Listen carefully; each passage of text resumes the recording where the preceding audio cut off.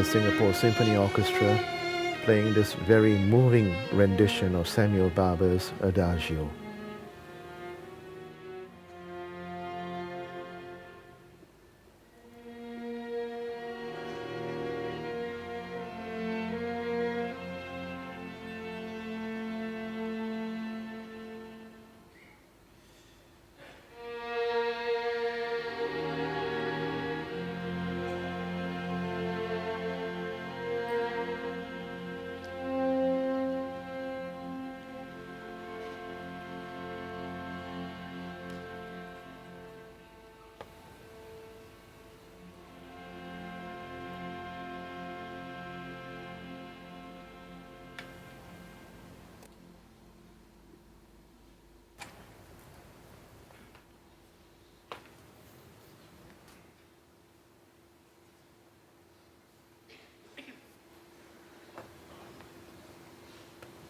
The mood is pensive and somber as all who have gathered at the University Cultural Center are waiting for the service to begin. Amongst those who have gathered, world leaders, former cabinet colleagues, members of parliament, specially invited guests, and students.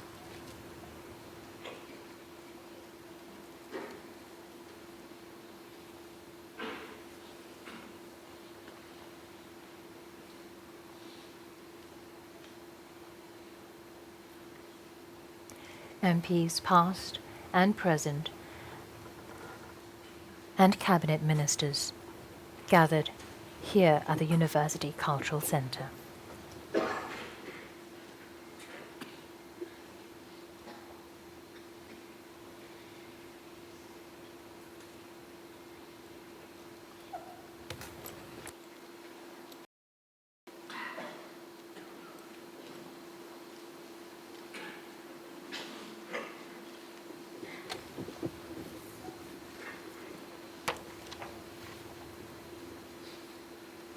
State wreaths will be laid. The first state wreath will be presented by Prime Minister Lee Hsien Loong. The second wreath by President Dr. Tony Tan. After the 10 eulogies have been read, the lone bugler from the SAF military band will sound the last post, marking the end of the day's labor and the start of the night's rest. It represents a final salute to Mr. Lee Kuan Yew. The public warning system siren will sound for 15 seconds to rally all in Singapore to observe a minute of silence, and sound again after the minute of silence.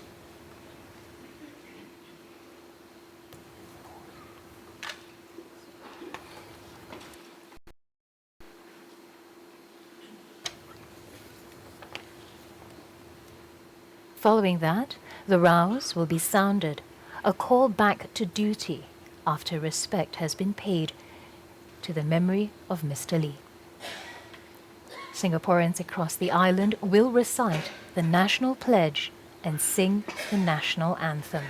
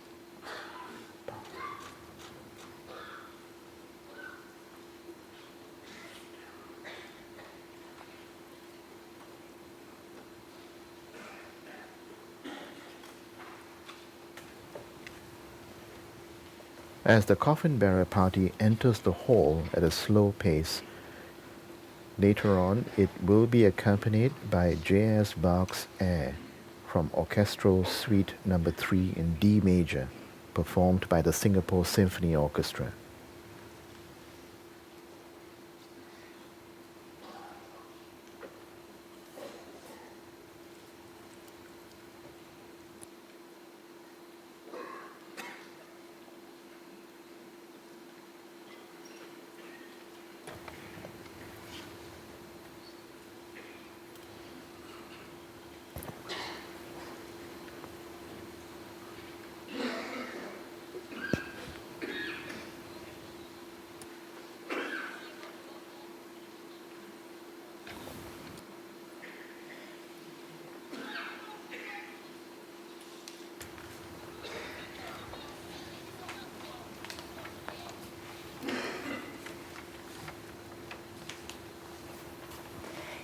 Leaders from more than 20 countries, alongside family members and invited guests.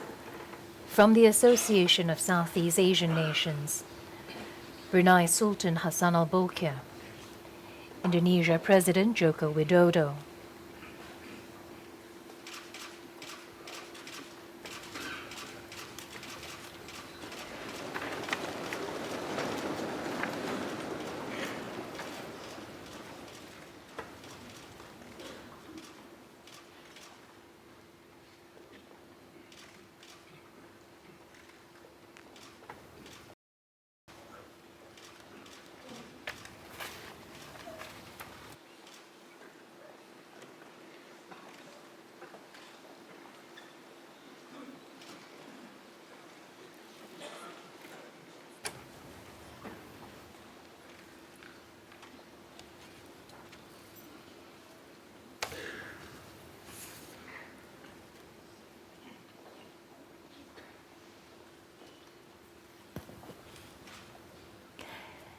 Indian Prime Minister Narendra Modi and flags in India and New Zealand will also today fly at half-mast.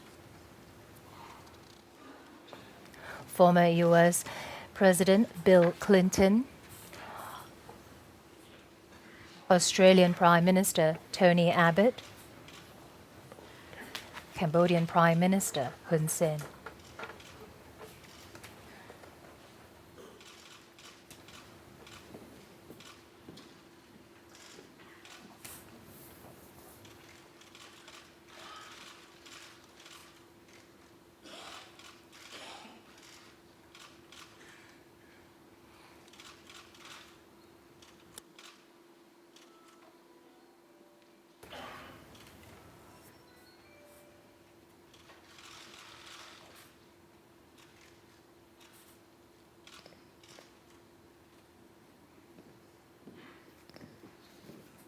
Ladies and gentlemen, please rise.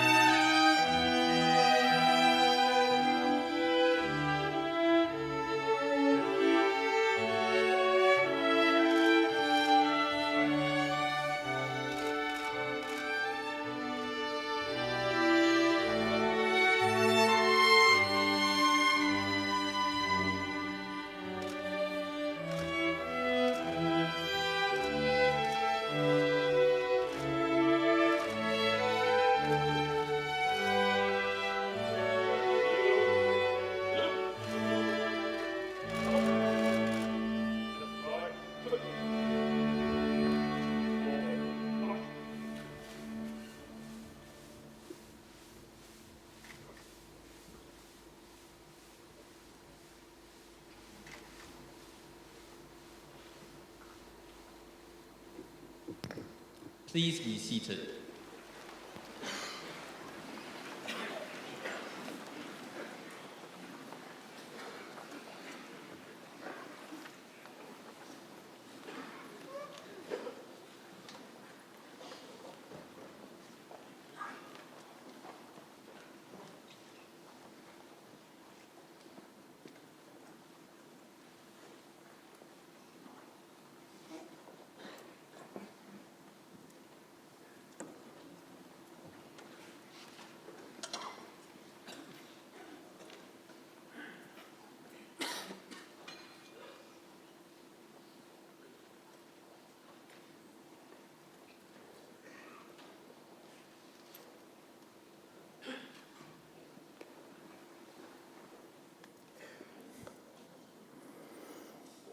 Family of the late Mr. Lee Kuan Yew, Mr. President, Prime Minister, Majesties, Presidents, Governor Generals, Prime Ministers and honored guests, Singaporeans who are in this hall, and Singaporeans who are watching this from all over Singapore and from overseas. We are gathered here this afternoon to pay our last respects to the late Mr. Lee Kuan Yew, who left us on 23rd March 2015. The Prime Minister will now deliver his eulogy.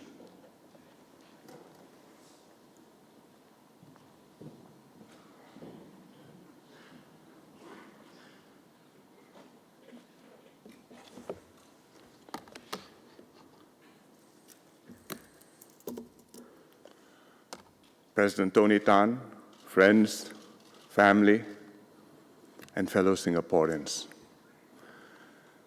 This has been a dark week for Singapore. The light that has guided us all these years has been extinguished. We've lost our founding father, Mr. Lee Kuan Yew, who lived and breathed Singapore all his life. He and his team led our pioneer generation to create this island nation, Singapore. Mr. Lee did not set out to be a politician, let alone a statesman as a boy. In fact, his grandfather wanted him to become an English gentleman, but events left an indelible mark on him. He'd been a British subject in colonial Singapore. He'd survived hardship, danger, and fear in the Japanese occupation. These life experiences drove him to fight for independence. In one of his radio talks on the Battle of Merger, many years ago in 1961, Mr. Lee said, "My colleagues and I are of that generation of young men who went through the Second World War and the Japanese occupation and emerged determined that no one, neither the Japanese nor the British, had the right to push and kick us around." Mr. Lee championed independence for Singapore through merger with Malaya to form a new federation, the Federation of Malaysia. He worked tirelessly to bring this about and succeeded. Unfortunately, the merger did not last, and before long, we were expelled from Malaysia. Separation was his greatest moment of anguish, but it also proved to be the turning point in Singapore's fortunes. From the ashes of separation, he built a nation. The easiest thing to do would have been to appeal to Chinese voters alone. After all, Singapore had had to leave Malaysia because we were majority Chinese. Instead, Mr. Lee went for the nobler dream of a multiracial, multi-religious nation. Singapore would not be based on race, language, or religion, but on fundamental values: multiracialism, equality, meritocracy, integrity, and rule of law. Mr. Lee declared this is not a country that belongs to any single community. It belongs to all of us. He checked would-be racial chauvinists and assured the minorities that their place here was secure. He insisted on keeping our mother tongues, even as English became our common working language. He encouraged each group to maintain its culture, faith, and language while gradually enlarging the common space shared by all. Together with Mr. S. Rajaratnam, he enshrined these ideals in the National Pledge. He kept us safe in a dangerous and tumultuous world. With Dr. Goh Keng Swee, he built the SAF from just 2 infantry battalions and 1 little wooden ship into a well-trained, well-equipped, well-respected fighting force. He introduced national service and personally persuaded parents to entrust their sons to the SAF. He succeeded, first, because he led by example. His 2 sons did NS, just like every Singaporean son. In fact, my brother and I signed up as regulars in the SAF, Tan Jiak Bing. And we went in on SAF scholarships. Secondly, people trusted Mr. Lee, and they believe in the Singapore cause. And therefore, today, we sleep peacefully at night, confident that we are well protected. Mr. Lee gave us courage to face an uncertain future. He was a straight talker, and he never shied away from hard truths, either to himself or to Singaporeans. His ministers would sometimes urge him to soften the tone of his draft speeches. Even I would sometimes do that, to sound less unyielding to human frailties. And often he took in their amendments, but he would preserve his core message. As he said, I always tried to be correct, not politically correct. He was a powerful speaker, moving, inspiring, persuasive in English and Malay, and by dint of a lifelong hard slog in Mandarin and even Hokkien. MediaCorp has been broadcasting his old speeches on TV this week, reminding us that his was the original Singapore roar, passionate, formidable, and indomitable. Above all, Lee Kuan Yew was a fighter. In crisis, when all seemed hopeless, he was ferocious, endlessly resourceful, firm in his resolve, and steadfast in advancing his cause. And thus he saw us through many battles. The battle for merger against the communists, which most people thought the non-communists would lose. The fight when we were in Malaysia against the communalists when his own life was in danger. Separation, which cast us out into a hazardous world. And then the withdrawal of the British military forces from Singapore, which threatened the livelihoods of 150,000 people. Because he never wavered, we didn't falter. Because he fought, we took courage and fought with him and prevailed. And thus, Mr. Lee took Singapore and took us all from the third world to the first.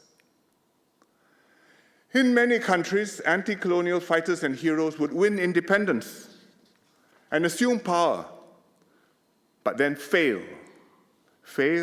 at nation building. Because the challenges of bringing a society together, growing an economy, patiently improving people's lives are very different from the challenges of fighting for independence, mobilizing crowds, getting people excited, overthrowing a regime. But Mr. Lee and his team succeeded at nation building. Just weeks after separation, Mr. Lee boldly declared that 10 years from now, this will be a metropolis. Never fear. And indeed, he made it happen.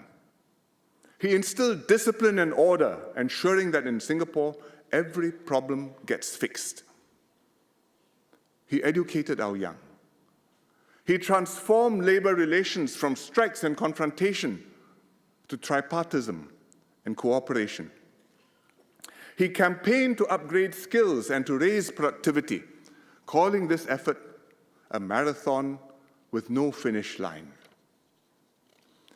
He enabled his economic team, Goh Keng Swee, Hon Swee Sen, Lim Kim San, to design and carry out plans to attract investments, grow the economy, and create prosperity and jobs. As he said, I settled the political conditions so that tough policies could be executed. However, Mr. Lee was also clear that while the development of the economy is very important, equally important is the development of the nature of our society. So he built an inclusive society where everyone enjoyed the fruits of progress. Education became the foundation for good jobs and better lives. HDB new towns sprung up, one after another. Queenstown, Tua Payoh, Ang Mo Kio, to be followed by many more. We had roofs over our heads, and we became a nation of homeowners. With Mr. Devan Nair in the NTUC, he transformed the union movement into a positive force, cooperating with employers and with the government to improve the lot of workers. Mr. Lee cared for the people whom he served, the people of Singapore. When SARS struck in 2003, he worried about taxi drivers whose livelihoods were affected because tourists had dried up, and he pressed us hard for ways to find ways to help the taxi drivers. Mr. Lee also cared for the people who served him. One evening, just a few years ago, he rang me up. One of my mother's WSOs, women security officers, was having difficulty conceiving a child, and he wanted to help her. And he asked me whether I knew how to help her to adopt a child. So Mr. Lee was concerned for people not just in the abstract, but personally and individually.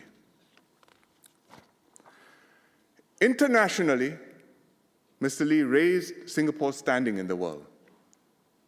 He wasn't just a perceptive observer of world affairs, but a statesman who articulated Singapore's international interests and enlarged our strategic space.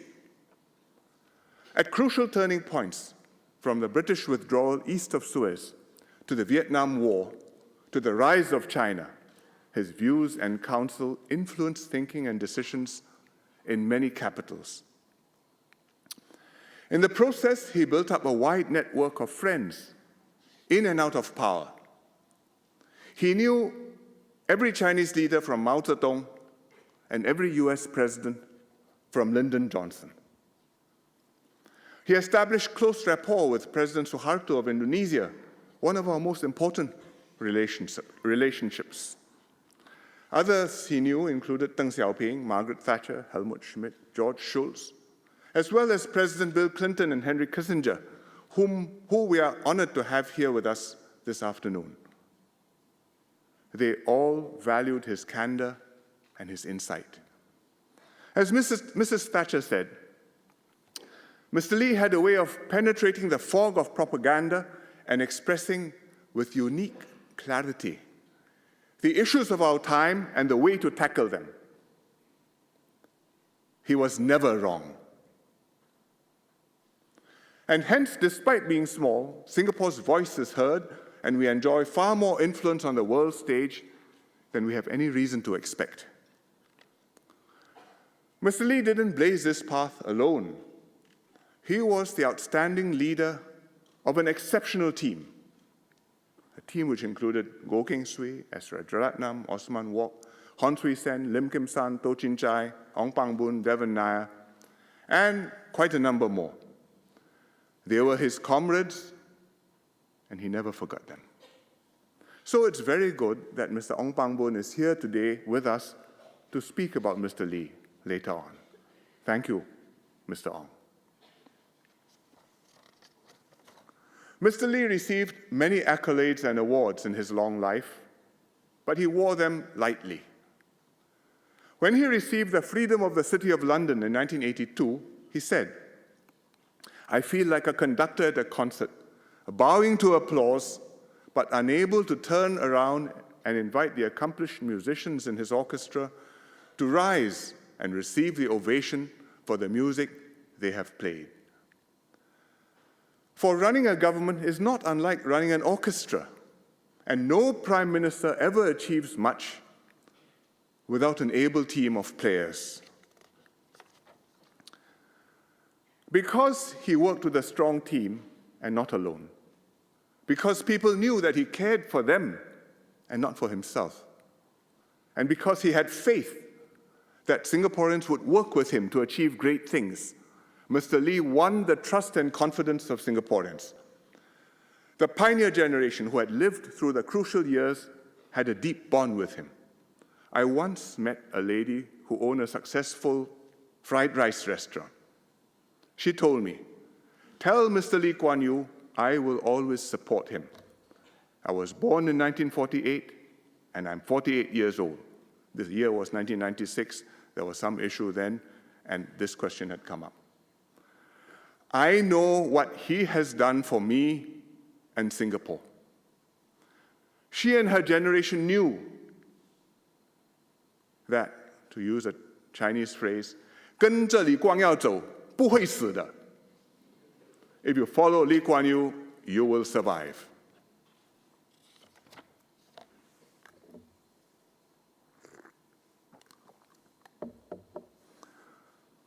Mr. Lee imbued Singapore with his personal traits. He built Singapore to be clean and corruption-free. His home was Spartan, his habits were frugal. He wore the same jackets for years and patched up the worn bits instead of buying new ones. He imparted these values to the government.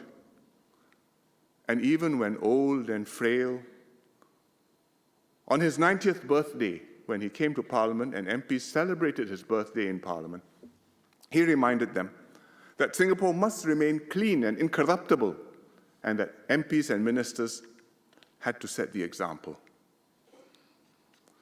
He pursued his ideas with tremendous and infectious energy.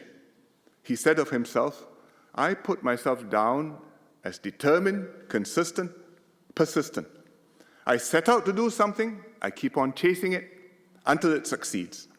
That's all." Easy to say, very few do it. And this was how he seized opportunities, seeing and realizing possibilities that many others missed. So it was he who pushed to move Paya Lebar Airport to Changi. It was he who rejected the then conventional wisdom that MNCs were rapacious and exploitative, and he wooed foreign investments from MNCs personally to bring us advanced technology, to bring us overseas markets, to create for us good jobs. He wasn't afraid to change his mind when a policy was no longer relevant. When he saw that our birth rates were falling below replacement, more than 30 years ago, he scrapped the stop at 2 policy and started encouraging couples to have more children. Having upheld a very conservative approach to supervising our financial sector for many years, he eventually decided the time had come to rethink and liberalize, but to do so in a controlled way. And this was how Singapore's financial center took off in a new wave of growth to become what it is today. He was always clear what strategy to follow, but never so fixed to an old strategy as to be blind to the need to change course when the world changed. Nothing exemplifies this better than water security, which was a lifelong obsession of his. He entrenched the PUB's 2 water agreements with Johor in the separation agreement.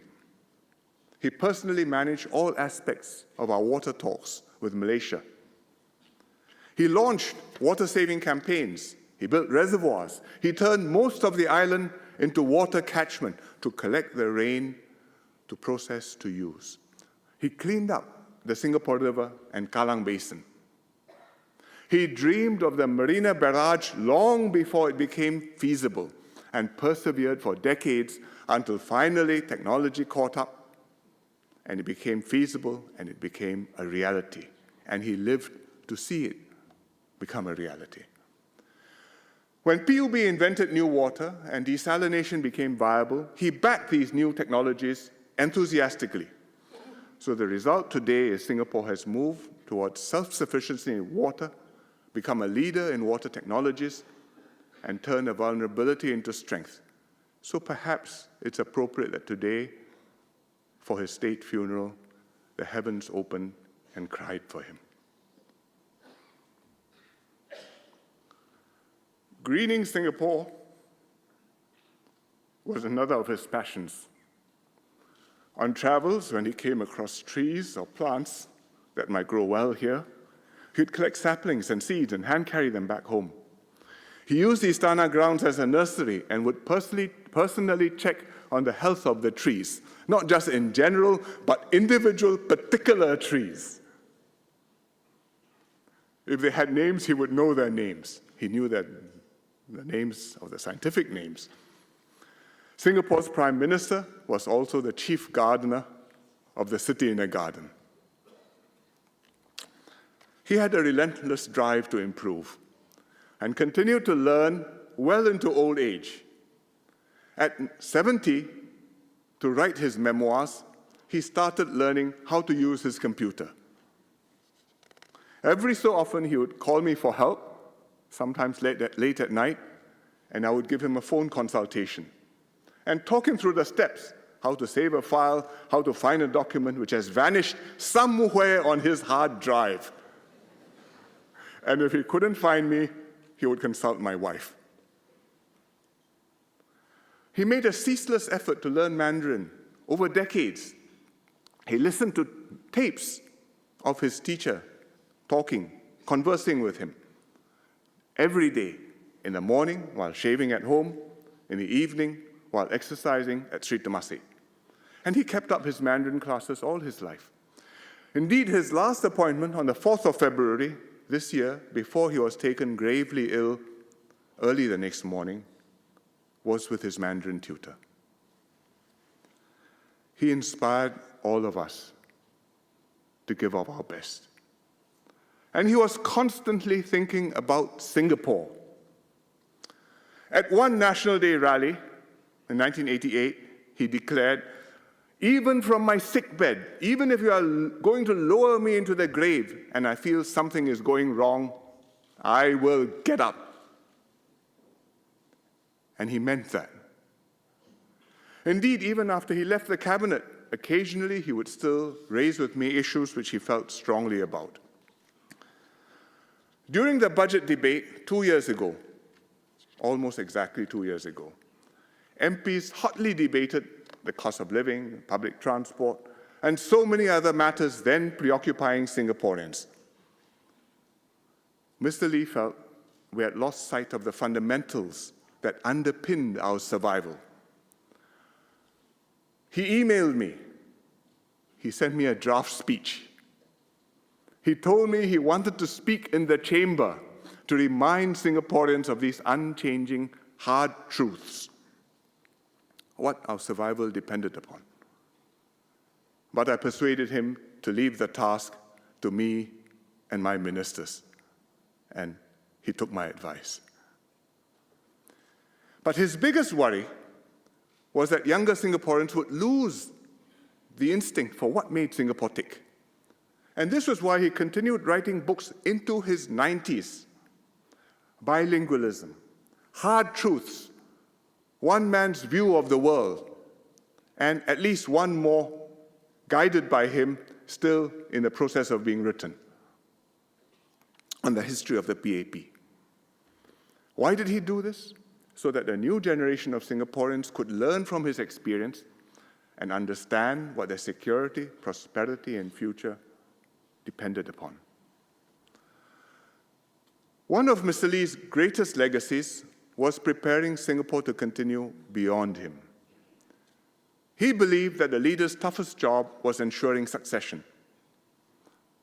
So he systematically identified and groomed a team of successors.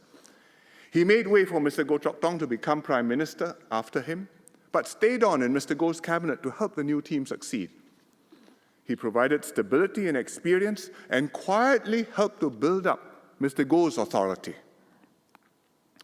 He knew how to guide without being obtrusive, to be watchful while letting the new team develop its own style, its own authority.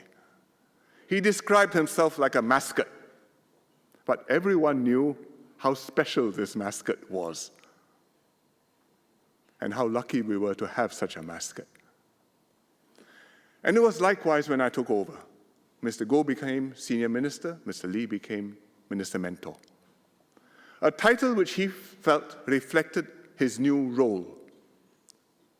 Not in command, but advice not to be taken lightly. Increasingly, he left policy issues to us, but he would share with us his reading of world affairs and his advice on major problems which he saw over the horizon.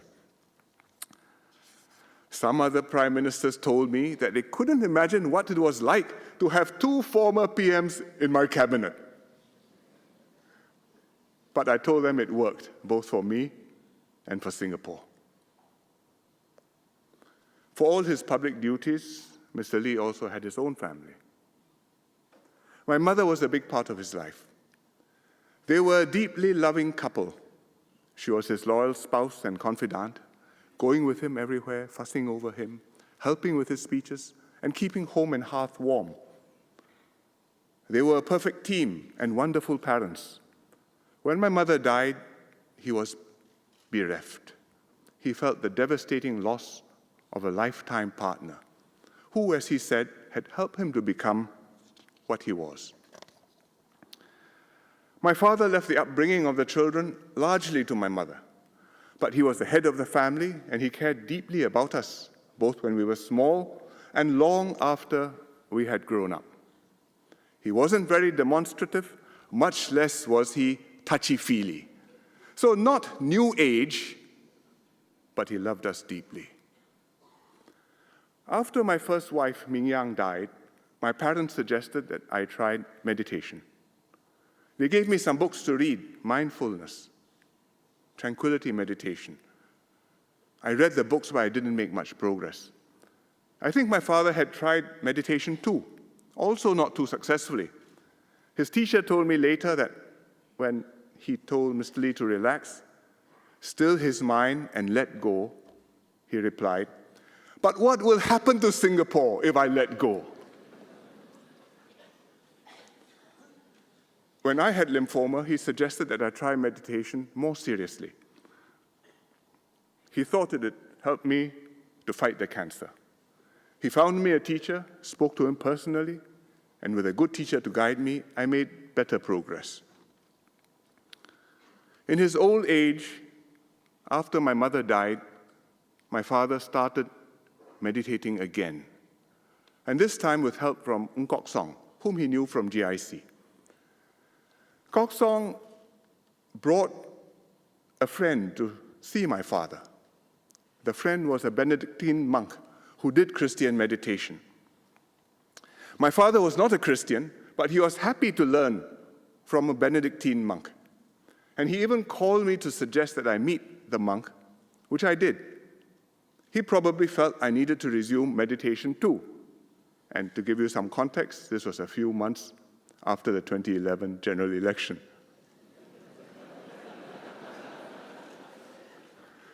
I was by then nearly 60, and he was by then nearly 90. But to him, I was still his son to be worried over, and to me, he was still a father to love and appreciate, just like when I was small.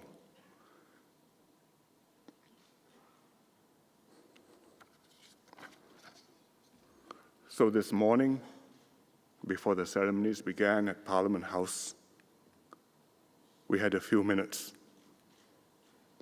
I sat by him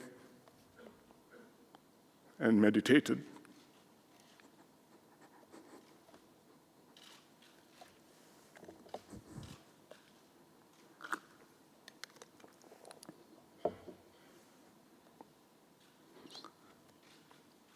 Of course, growing up as my father's son could not but mean being exposed to politics very early. I remember as a little boy, I knew his constituency was Tanjong Pagar. I was proud of him becoming legal advisor to so many trade unions, and I was excited by the hubbub at Oxley Road whenever elections happened and our home became the election office. I remember when we were preparing to join Malaysia in the early 60s, going along with my father on constituency visits, the Fang Wen tours, which he made to every corner of Singapore. For him, it was back-breaking work,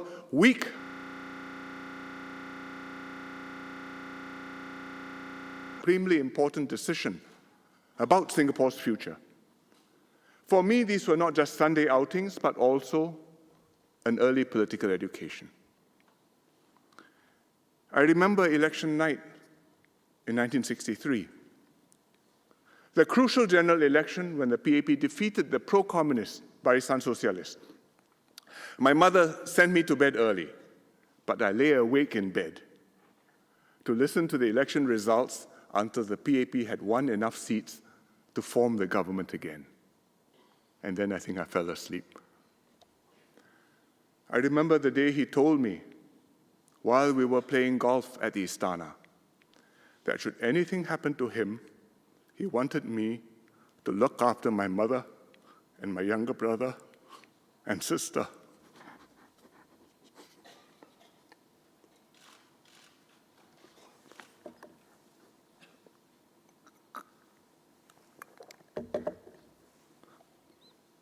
I remember the night the children slept on the floor in my parents' bedroom at Temasek House in Kuala Lumpur, because the house was full of ministers who had come up from Singapore. And every so often, my father would get up from bed to make a note about something before lying down to rest again. But obviously, he wasn't asleep. And the date was 7th of August, 1965, 2 days before separation. Growing up with my father, living through those years with him, made me what I am. This year is the 50th anniversary of Singapore's independence. We all wanted Mr. Lee to be present with us on August the 9th to celebrate this milestone. More than anybody else, it was he who fought for multiracialism, which ultimately led to our independence as a sovereign republic. It was he who united our nation, built a nation, and made our 50th anniversary worth celebrating. Sadly, it is not to be. But we can feel proud and happy that Mr. Lee lived to see his life's work come to fruition. At last year's National Day Parade, when Mr. Lee appeared and waved, and it appeared on the big screen on the floating platform, the crowd gave him the most deafening cheer of the whole parade. Last November, the People's Action Party celebrated its diamond anniversary at the Victoria Concert Hall, where Mr. Lee founded the party 60 years ago. Party members were so happy to see that Mr. Lee could be there. They gave him a rousing, emotional, standing ovation. Those of us who were there will never forget it. St. Paul's Cathedral in London was built by Sir Christopher Wren, a famous architect. He was the architect of the cathedral, and he's buried in the cathedral, which was his masterpiece. There's a Latin epitaph on his grave, and it reads, "Si monumentum requiris circumspice." It means, if you seek his monument, look around you. Mr. Lee Kuan Yew built Singapore. To those who seek Mr. Lee Kuan Yew's monument, Singaporeans can reply proudly, look around you. Now let me continue in Malay and then Mandarin. Saudara-saudari Fellow setanah air. Singaporeans, Kita kehilangan we seorang have tokoh lost a yang leader telah memimpin who kita had guided us, menjadi sumber inspired inspirasi us, kita, menyatupadukan kita united dan us, merintis kejayaan. and laid the foundation for our Ini success. termasuk keharmonian kaum yang kita This includes nikmati the selama racial ini. harmony that we have been Ia enjoying adalah all hasil this while. komitmen mendalam It is Encik the Lee result of Mr. Lee's deep commitment to strengthen interracial and interreligious ties among the different races and religions in Singapore, a vision that is also strongly supported by the Malays. Encik Lee amat menghargai sokongan Mr. padu Lee masyarakat deeply Melayu appreciated kepada visi the beliau solid support dan of the kepada Malays for his kecintaan vision rakyat itu, and the PAP, khususnya ketika Singapura especially when menjadi Singapore sebahagian was still dari Malaysia dahulu. part of Malaysia. Tanpa sokongan masyarakat Without the Melayu support ketika of the itu, Malays then, kemungkinan besar it is Singapura highly hari ini likely amat that Singapore berbeza. today would have turned out differently. Oleh itu, apabila So Singapura when merdeka, Singapore Encik gained Lee berazam independence, untuk memastikan Mr. Lee was determined bahawa kaum minoritas to ensure ada tempat that the di minorities Singapura have their place untuk in Singapore selama-lamanya. forever. Iltizamnya untuk His membantu commitment masyarakat in Melayu helping the Islam Malay Muslim berkembang community maju to progress amat ketara. was apparent. Beliau telah mengasaskan He laid the pembentukan foundation dana for the pembangunan formation of the supaya Mosque Building masyarakat Fund Melayu Islam dapat so that the membina masjid community di setiap could build estate mosques perumahan in every housing melalui estate sumbangan bulanan through setiap contributions pekerja from Islam. every working Muslim. Encik Lee juga percaya Mr. Lee bahawa also believed pendidikan that merupakan education kunci is the main utama key untuk to meningkatkan uplift masyarakat Melayu. the Malay community. Dan oleh itu, For beliau this telah reason, menyokong kuat he strongly supported pembentukan Yayasan the Mendaki setting up of the demi Mendaki membantu Foundation pelajar dan to help keluarga needy Melayu yang Malay susah. students and families. Dalam kita berduka dengan While we kepergian are Encik saddened Lee, by Mr. ayo Lee's kita departure, menjunjung dan let us merayakan honor semangat and serta celebrate sumbangan beliau. his spirit and Marilah contributions. kita teruskan usaha Let us untuk continue membangunkan efforts Singapura, to develop Singapore, memperkukuh masyarakat strengthen berbilang bangsa our dan agama multiracial kita, and multi-religious serta society, berganding bahu and work sebagai together satu bangsa as one Singapura, united people, seperti apa yang Encik Lee just as perjuangkan Mr. Lee sepanjang hayat. fought for all his life. Now in Mandarin. 新加坡的发展和成功 Singapore's 跟建国总理 development and 李光耀 success 先生的 were 个性和理想 密不可分的关系。 inextricably linked to Mr. 如果 Lee's 当年 personality and 建国 ideals. 总理和他的同僚 If 做了 Mr. 不同 Lee 的 and 抉择 his colleagues had chosen a 对争 different 取和 path 捍卫新加 or 坡的 did 独立 not 自 have 主 the 没有 vision 远大的 and 抱负和坚持 determination to fight for 肯定 and 没有 defend 今天的 Singapore's 新加坡。 independence, Singapore would definitely 建 not 国 be 总 what 理 it 不 is 惜付 today. 出他的一切 Mr. 为实 Lee 现 gave his 建设 all 新加坡 and 的 worked 理想 hard to 而 build 努力奋 Singapore. 斗。李光耀 His 先生的 motto 人 was, 生格言是 For Singapore to continue to thrive, we must always be vigilant and never rest on our laurels. We have to apply wisdom and creativity and keep persevering to continually remake Singapore. Then this island state can safeguard its interests, be relevant to the world, and be recognized internationally. Mr. Lee devoted his whole life to serving the nation and realized his lifelong aspiration to build a rugged society and a vibrant nation. In his twilight years, he was heartened to see Singapore's continued stability, prosperity, and growth, even after he had stepped down. A humble and keen learner, Mr. Lee was a model of lifelong learning.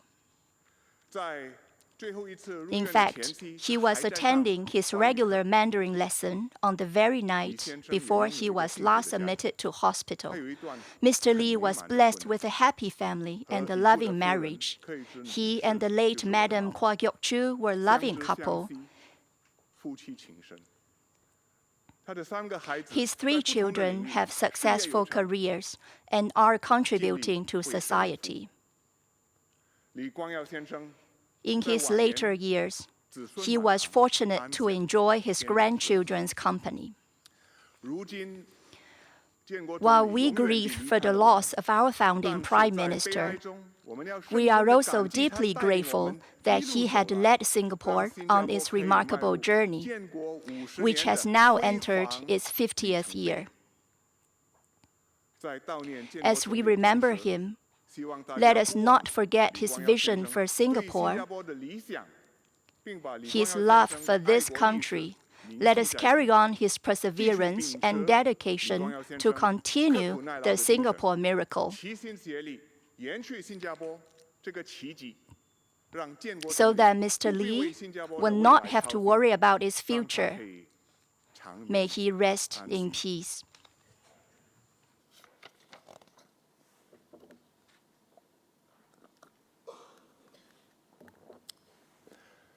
I said, the light that has guided us all these years has been extinguished. But that's not quite so.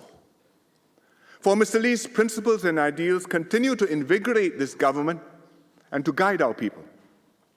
His life will inspire Singaporeans and others for generations to come. Mr. Lee once said that we intend to see that Singapore will be here 1,000 years from now, and that's your duty and mine. Mr. Lee has done his duty and more. It remains our duty to continue his life's work, to carry the torch forward and keep the flame burning bright. Over the past month, the outpouring of good wishes, prayers, and support from Singaporeans as Mr. Lee lay ill has been overwhelming, and even more so since he passed away on Monday. People of all races, from all walks of life, young and old, here and abroad, have mourned him. Hundreds of thousands queued patiently for hours in the hot sun and through the night to pay respects to him at the Parliament House. I visited the queue on the Padang. Many Singaporeans, not so few non-Singaporeans, who came out of deep respect and a sense of compulsion that here was a man they wanted to do honor to. Many more wrote heartfelt messages and took part in tribute ceremonies at community sites all over the island. Thousands of overseas Singaporeans gathered in our embassies and consulates to remember Mr. Lee. And later in this funeral service, all of us in this hall, across our island, and in far-flung lands will observe a minute of silence, say the national pledge, and sing Majulah Singapura together. We have all lost a father. We grieve as one people, one nation. But in our grief, we've displayed the best of Singapore. Ordinary people going to great lengths to distribute refreshments and umbrellas to the crowd and help one another in the queue late into the night. Citizen soldiers, home team officers, cleaners, all working tirelessly round the clock. Our shared sorrow has brought us together and made us stronger and more resolute. We come together not only to mourn, we come together also to rejoice in Mr. Lee Kuan Yew's long and full life and what he has achieved with us, his people, in Singapore. We come together to pledge ourselves to continue building this exceptional country. Let us shape this island nation into one of the great cities in the world, reflecting the ideals he stood for, realizing the dreams he inspired, and worthy of the people who have made Singapore a home and nation. Thank you, Mr. Lee Kuan Yew. May you rest in peace.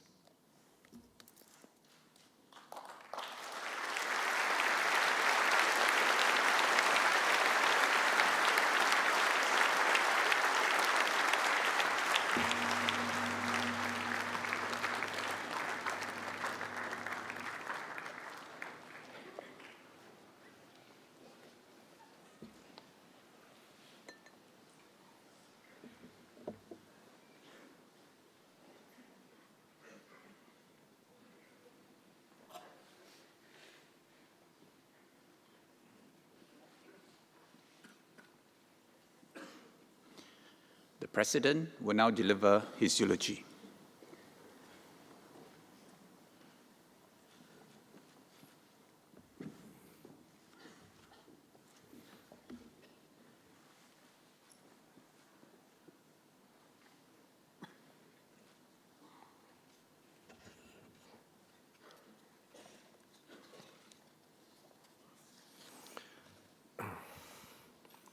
Prime Minister Lee Hsien Loong and the family of the late Mr. Lee Kuan Yew, Excellencies, distinguished guests, friends and fellow Singaporeans.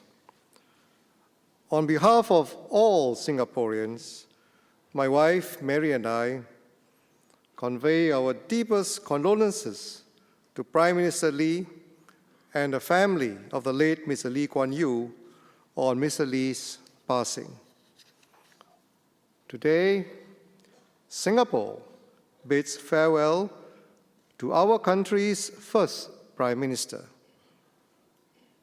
the founder of our modern republic. As a nation, we mourn a man who made a difference, a man who shaped our very identity as a society, a man who was devoted to ensuring that Singapore succeeded where no one thought we could. But we do not mourn alone. Mr. Lee's impact stretched far beyond our shores. He raised the profile of our republic, earning respect and admiration around the world. On behalf of Singapore, I thank the many friends of Mr. Lee, friends of Singapore, who have traveled great distances to be with us today. 2 years ago, I asked to visit Mr. Lee to see how he was doing. With Mr. Lee's increasing frailty and out of respect, I planned to meet him at his office. Mr. Lee, however, was adamant that he should come to my office. It took him a great deal of effort, but he did it as a mark of respect for the office of the President. This incident was more than a matter of protocol. To me, it demonstrated Mr. Lee's strong regard for our Constitution, for the institutions of our state. And even though he played a lead role in creating these institutions, he also knew that they had to be greater than any one man. It is often said that Singaporeans are a pragmatic people, and we are, but we are also fundamentally a nation built on ideals. Mr. Lee once said, "Each generation is fired by its own vision of the ideal society in the ideal world. The ideal can never be achieved, but because men have ideals, those societies progress." Mr. Lee's ideals were clear. He believed in them and he lived them. Meritocracy, honesty, integrity. When Mr. Lee became Prime Minister in 1959, he pulled together a strong team of leaders from diverse backgrounds. He ensured that positions in government were filled by the most capable people rather than those with connections or money. Mr. Lee took severe measures to curb corruption, a root cause of inequality. He put in place tough laws to investigate those suspected of corruption and heavy penalties for those caught taking bribes. By ensuring that our government and economy stayed honest, accountable, and free of corruption, Mr. Lee assured investors and companies that Singapore was the right place for their investments.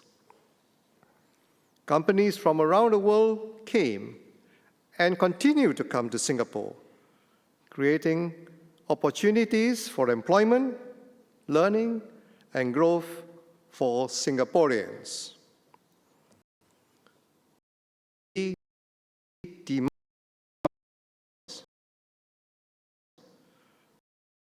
complete integrity in personal and professional matters from himself, his family, and his colleagues.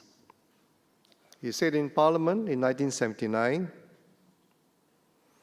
"The moment key leaders are less than incorruptible, less than stern in demanding high standards, from that moment, the structure of administrative integrity will weaken and eventually crumble." To make sure that our public services were working well to serve the people, he made unannounced visits to inspect our HDB estates, hospitals, parks, and other public places. Integrity, however, was more than the basis for a strong economy and a capable government. Mr. Lee had a vision of Singapore as a fair and a just society. Today, all Singaporeans have the opportunity to contribute to and benefit from Singapore's development, regardless of race or religion, connections, or family background. Through his personal example, Mr. Lee embedded a sense of integrity into our very identity as a nation. With integrity as our nation's bedrock, Mr. Lee forged a cohesive society that shares common values and experiences across races and religions. When Singapore gained independence, we were a fractured and divided society. This past week, Singaporeans from all walks of life came together to mourn the loss of Mr. Lee. Large numbers of Singaporeans queued patiently for hours to pay their last respects at Parliament House and community tribute sites across the island. Many individuals and businesses offered shelter and refreshments to those who have been waiting in line, lending a helping hand to fellow Singaporeans. This would have made Mr. Lee very proud.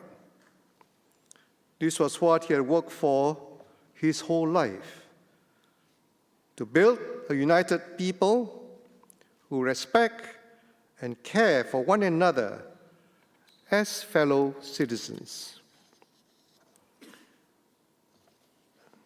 Every National Day, we look forward to seeing Mr. Lee. I remember vividly our National Day parade 2 years ago. There had been some uncertainty about Mr. Lee's health. While I was waiting to enter the floating platform to officiate the parade, suddenly I heard a huge roar, a cheer, the biggest that day. my staff informed me that Mr. Lee had just made his entrance to take his seat.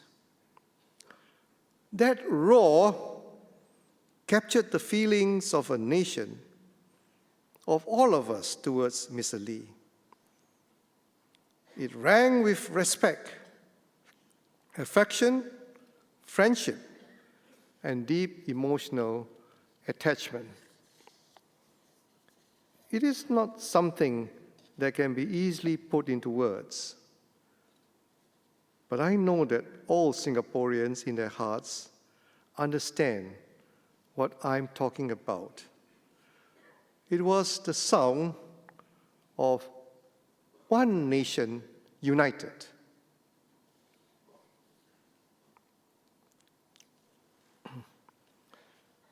We will miss Mr. Lee at this year's National Day Parade. But he will be foremost in our minds and in our hearts. Over the past week, we have mourned the passing of a man and an era. There will never be another Lee Kuan Yew. No one person can take his place nor do what he did. But Mr. Lee believed passionately that Singapore had to be greater than any single individual.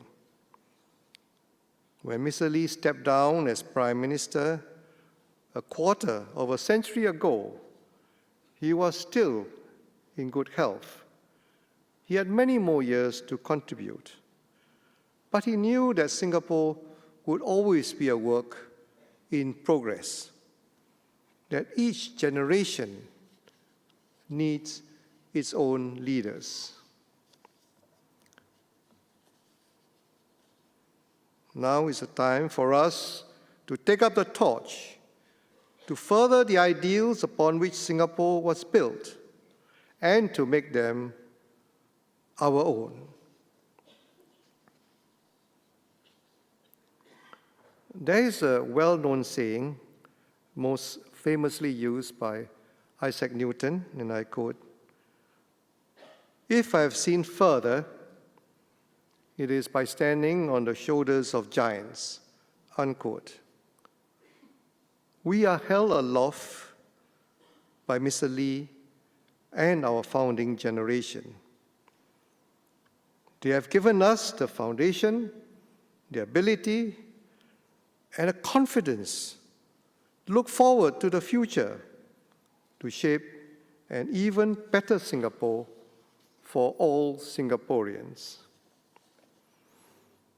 Together, we can respond to challenges. Together, we can create new opportunities for our children and grandchildren in Singapore. This is Mr. Lee's legacy for us.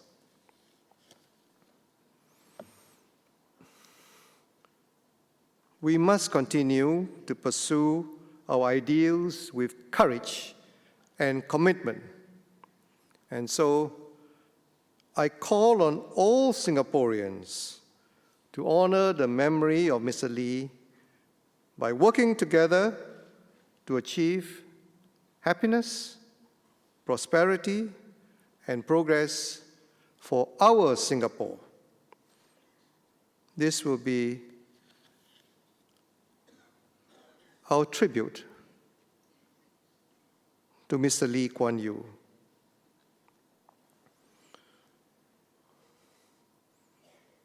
Goodbye, Mr. Lee.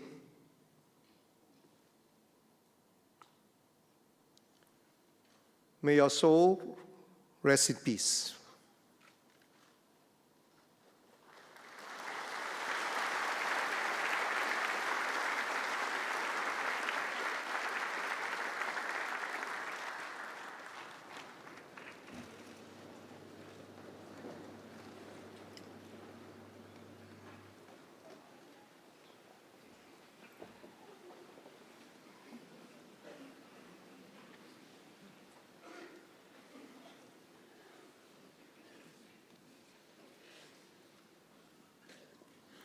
The Emeritus Senior Minister will now deliver his eulogy.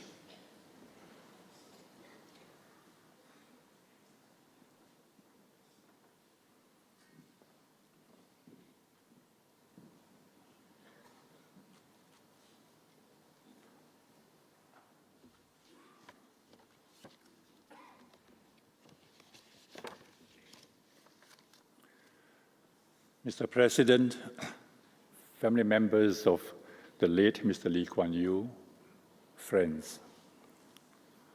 Mr. Lee Kuan Yew gave his life to us. To truly appreciate this, you had to have marched alongside him in his long political journey, or study him closely, his words and his ideas and vision, his values and philosophy, or carried along by his passion in building a nation and improving the lives of Singaporeans, or lived his worries day in and day out. To Singaporeans, he was our first Prime Minister, our leader who fought for our independence, the man who turned Singapore from third world to first, our national father. For me, he would always be my teacher. I first met Mr. Lee in 1958 when I went to his office to invite him to speak to my school. He was the leader of the opposition. Later, I nervously chaired the talk to a packed hall. That was my high point in school. Mr. Lee Kuan Yew was Singapore, but it surprised me that he had earned that accolade just 2 years after Singapore's independence. On a field trip with my class of international students to Puerto Rico in 1967, a Puerto Rican excitedly shouted, "Chino, Chino," when they saw me. I shouted back, "Singapore." He replied, "Lee Kuan Yew." Mr. Lee drove his people hard because he had to toughen fledgling Singapore quickly. As he put it, he had to account for the lives of millions of Singaporeans. He rallied and united a disparate population to share a common identity. He braved necessary long-term painful policies. Farmers were resettled and land acquired. Old mosques and temples made way for public housing, roads and schools. Gangsters and drug traffickers were detained without trial. Some people alleged that these policies lacked compassion. But Mr. Lee taught people how to fish and brought fish to Singapore waters. He housed and schooled millions. He gave us safe streets and parks. He was a leader, not a populist politician. The outpouring of grief, gratitude, and love for him says it all. People know that Mr. Lee did immense good for them. Mr. Lee consulted widely with colleagues and people he trusted. He told his backbenchers to bring out the people's concerns and gossip from the coffee shops and the hawker centers. Mr. Lee never muzzled anyone, but he robustly defended his convictions and Singapore's interests, very often to the discomfort of his critics. To those he believed were out to destroy Singapore, he put on his knuckle dusters. Mr. Lee was a good teacher. He was always scanning the future, anticipating challenges, preempting problems, and thinking out solutions. He shared with the cabinet useful articles, his conversations with world leaders, and insights from overseas trips. He studied best practices and explored innovative ideas for Singapore. Where there were no precedents, he thought out creative and innovative solutions. Mr. Lee was a worrier. He worried incessantly whether Singapore would survive after he and the old guard were gone. He wanted to be judged on this, not by the city he had built and the lives he had improved. As Singapore prospered and hard times and history forgotten, he did not believe that able, committed, and honest leaders would emerge naturally, unlike his generation, who were born with fire in their bellies to fight for independence, multiracial equality, and a fair and just society. Mr. Lee's single-minded plan for leadership succession. He emphasized character, motivation, commitment, and ability over academic grades. He underlined the importance of having the moral authority to govern. In pushing for leadership renewal, he had to cut short the political careers of his old colleagues. This was painful for him. He said that it was emotionally difficult but necessary. I had to do it, whatever my own feelings. I know he felt for them. He would occasionally ask me about them. Learning from Mr. Lee, I too planned for leadership renewal. He was surprised when, soon after the 2001 general election, I intimated my intention to step down. He told me that there was no hurry. I explained that Deputy Prime Minister Lee Hsien Loong was already approaching 50. I wanted to give him a long runway to lead Singapore and develop the fourth-generation leadership. After I took over as Prime Minister, Mr. Lee was punctilious in observing the protocol of my office. He made sure he arrived before me for all events. As I respected him as my elder and mentor, I told him to dispense with this practice at non-formal events. But he explained that it was important to observe this protocol. Otherwise, people might draw the wrong conclusion that he did not respect me and take the cue from there. I valued Mr. Lee's advice when he was senior minister in my cabinet. He sought to understand my thinking and objectives and suggested refinements and sometimes alternatives to my policies and programs. But he always made it clear that the decision was mine to make. He was, as he put it, a resource and data bank. We lunched regularly. Our conversations never drifted far from his life's work. We shared many common concerns, including the emerging trend of income stratification and social fragmentation. He worried about almost every aspect of Singapore. He never ceased sharing, and I kept on learning. Once in a while, he showed his soft side. We talked about our families and health. After Mrs. Lee's death, I glimpsed how lonely and sad he was. Sadly, we had to discontinue our lunches in 2013 because of his health. Sadly, his physical health declined.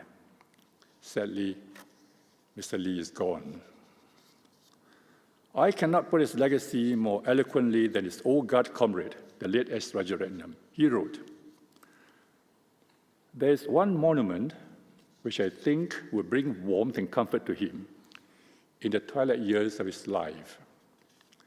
And that is a city and society which he, more than anybody else, has literally built out of nothing. The question today is not what Mr. Lee has done. What he has done is on record and indelible.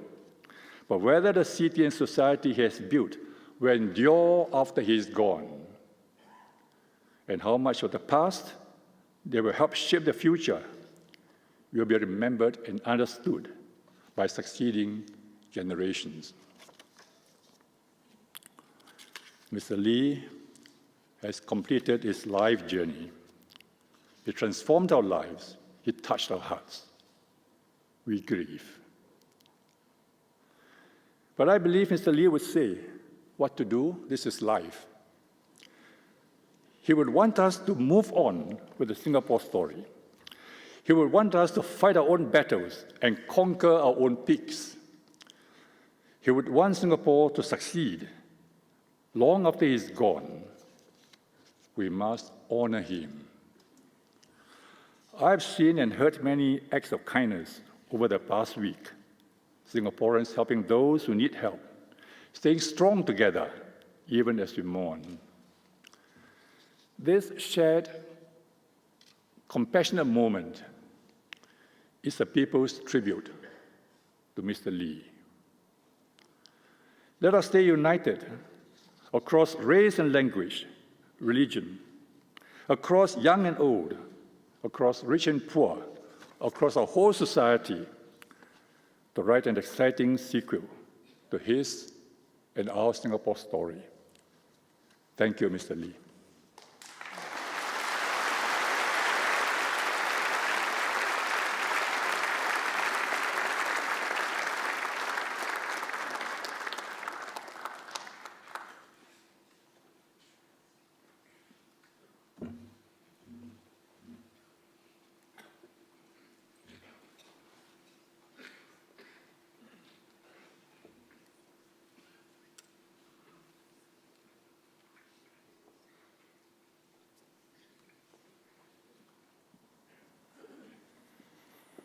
Mr. Ong Pang Boon, member of the First Cabinet, will now deliver his eulogy.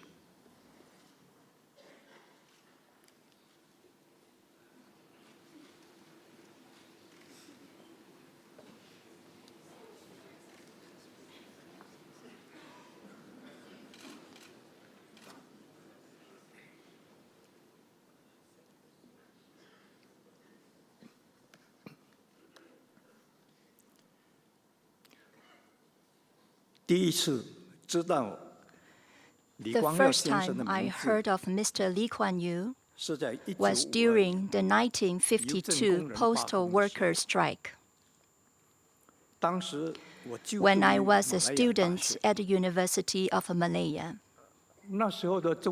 At the time, the English and Chinese papers reported widely on how this legal advisor representing the unions argued successfully against the colonial government for the unions and workers' welfare. Like many other young people, I was deeply impressed by this brilliant lawyer. So when the PAP decided to contest the 1955 election, I did not hesitate to support the PAP as a volunteer and was assigned to be Mr. Lee's election agent. But after the election, my employer posted me to Kuala Lumpur, and I thought that was the end of my political involvement. In 1956, Mr. Lee was en route to the Cameron Highlands for a holiday with his wife and eldest son, and arranged to see me at the Kuala Lumpur Station Hotel. To my surprise, he asked me to join the PAP as its organizing secretary. I was determined to join the battle for independence from colonial rule and accepted his offer without a second thought and joined the March for Change. I have never regretted that decision. As the PAP's organizing secretary, I had to work closely with Secretary General Lee and other EXCO members. This gave me a better understanding of Mr. Lee. He was a consummate and far-sighted politician. Maximizing every opportunity to advance his political advantage and the PAP's interests. Although English educated, he understood that power rested with the pro-communist students from Chinese schools and the trade unions. Hence, he was always worried that the PAP could be hijacked by the pro-communists. We fought with the pro-communists several times in the early years, but we won because Mr. Li had the strong support of like-minded comrades like Dr. Tou Ching-chai, Dr. Goh King-sui, and S. Rajaratnam.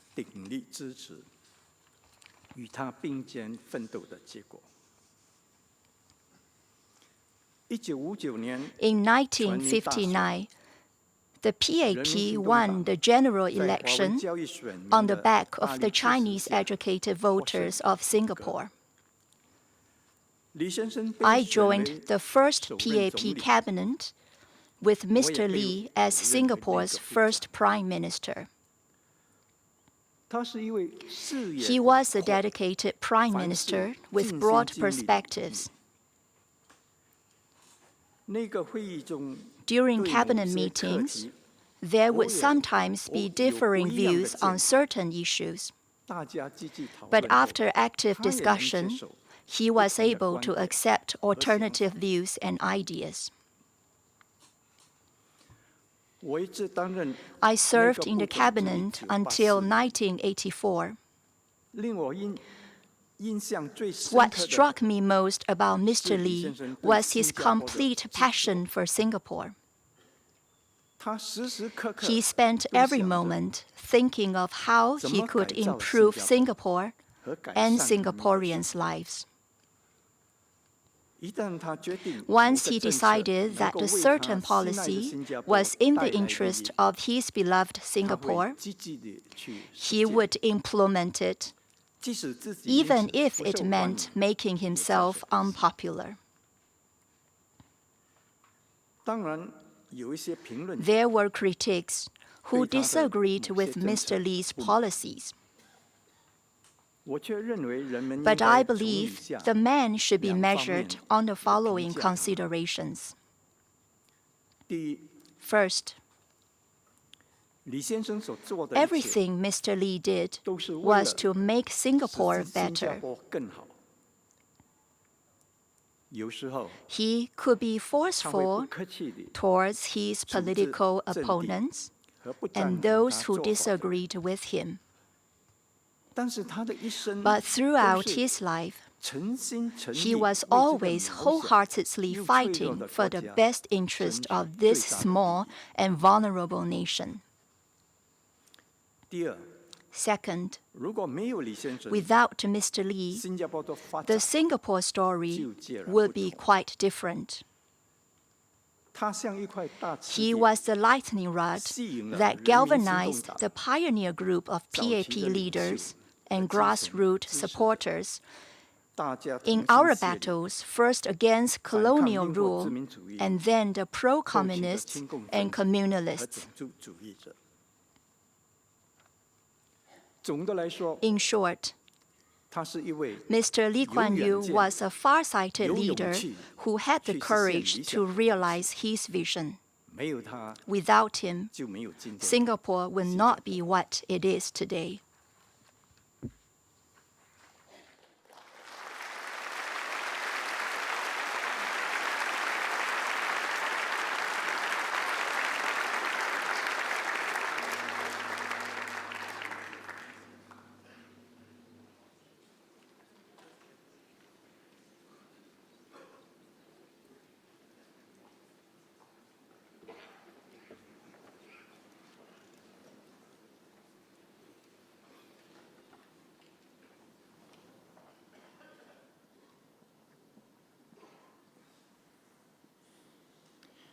Mr. S. Dhanabalan, former cabinet minister, will now deliver his eulogy.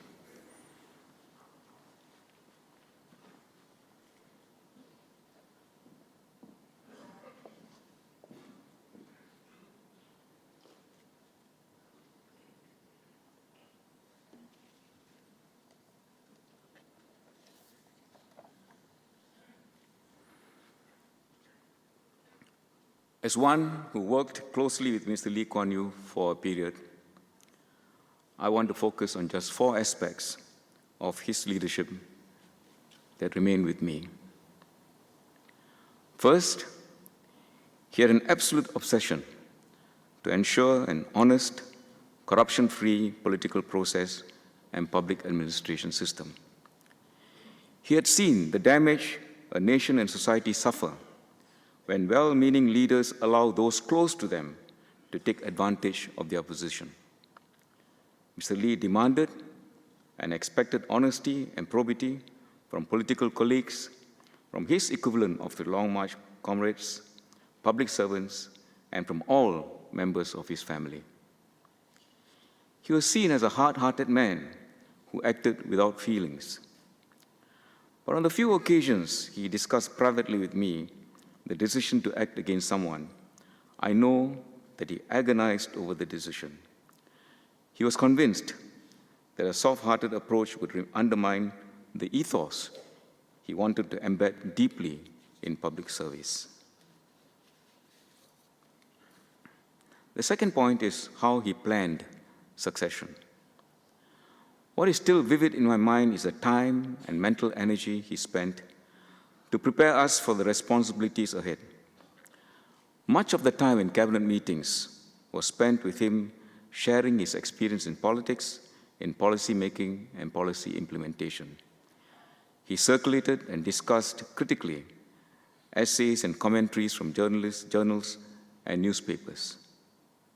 When he made official visits and went to conferences, he always made it a point to take a few of us in the younger team along with him, to familiarize us with how to interact with the leaders of other nations and observe how to probe, get a better understanding of global events. He would always try to seek the relevance to Singapore of his as well as our observations. We were deeply sensitized to looking at everything in terms of what we could do in and for Singapore, or equally important, what we should avoid doing. Mr. Lee never tired of repeating his war stories, observations, and conclusions about events and personalities. To me, he was minister mentor from the time I started working with him. The third point is the way he took decisions. The myth is that he brooked no opposition to what he wanted and that the cabinet members merely fell in line. That was not my experience. He argued tirelessly to get cabinet to accept his views, not because it was the PM's view, but because of the strength of his arguments.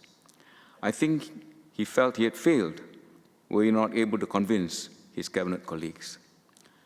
When he spoke as Prime Minister at important occasions, he sent drafts of his speeches to his colleagues for views and suggestions before he settled the final version. The idea that he expected his team to follow him like a herd of sheep without question completely misrepresents the man and his values. Completely misrepresents the man and his values. The last point concerns his reputation as the complete political pragmatist who did not allow idealism to get in the way of what would work in and for Singapore. He was a pragmatist, yet in a very deep sense, he was an idealist. He was obsessed with not only what would work in Singapore, but what the feel and timbre of our society should be. This is well illustrated by his approach to the language policy. In a population comprising 75% Chinese, the easiest way to ensure political support and electoral support would have been to champion Chinese language and behind that, Chinese chauvinism. He was convinced that for our nation to be distinct and different from other nations, we had to be multilingual, with English as the main language of administration and commerce. But each racial group must maintain its cultural identity with the mother tongue as a second language. To convert Chinese schools into national-type schools and push for Mandarin against Chinese dialects were the acts of an idealist, not the acts of a pragmatist.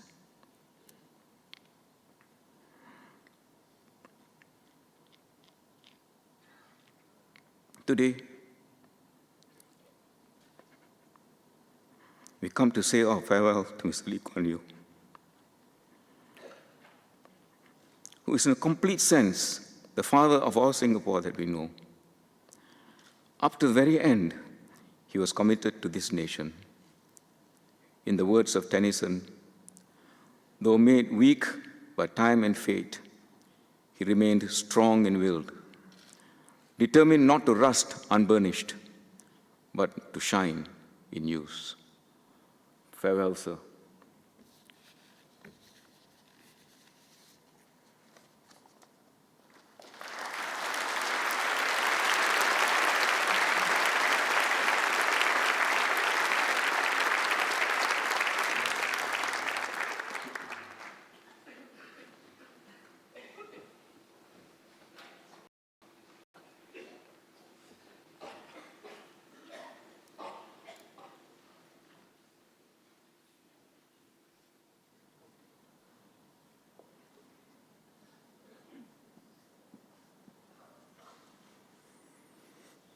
Mr. Sidek bin Sanif, former Senior Minister of State, will now deliver his eulogy.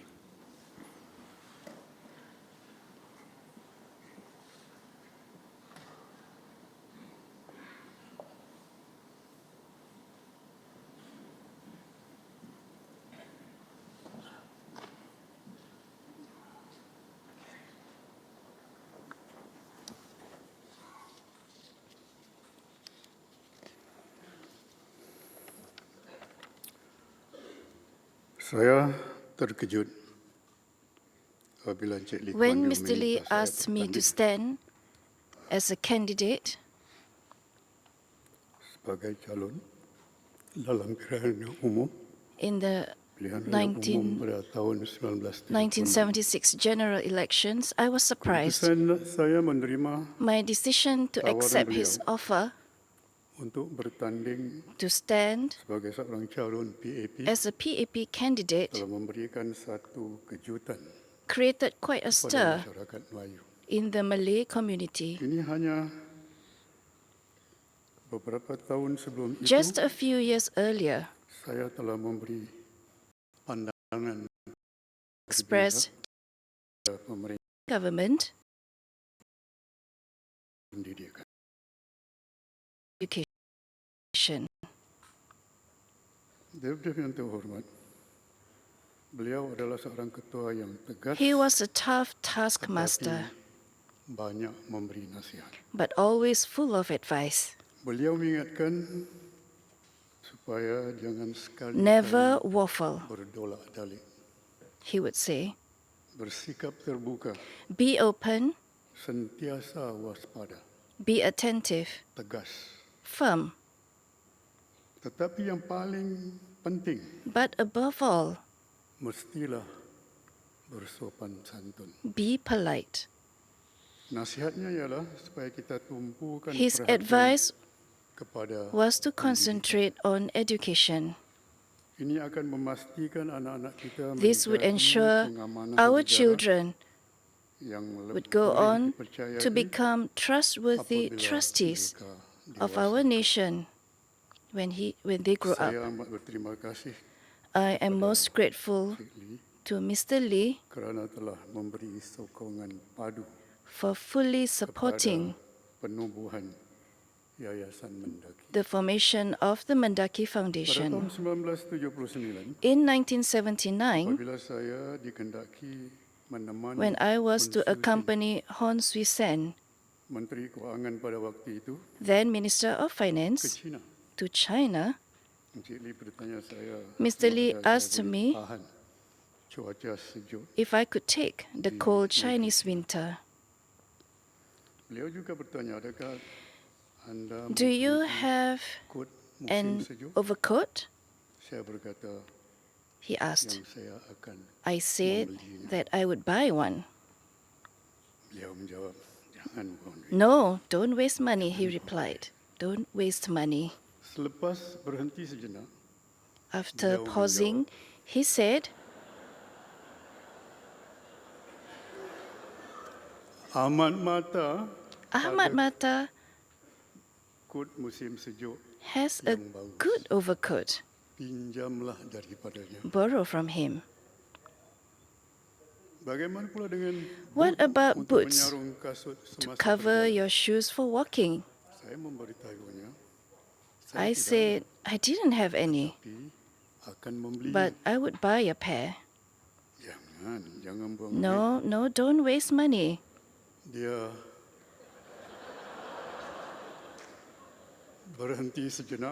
He paused. Borrow from Chok Tong. So off I went to China with a borrowed overcoat and a borrowed pair of boots.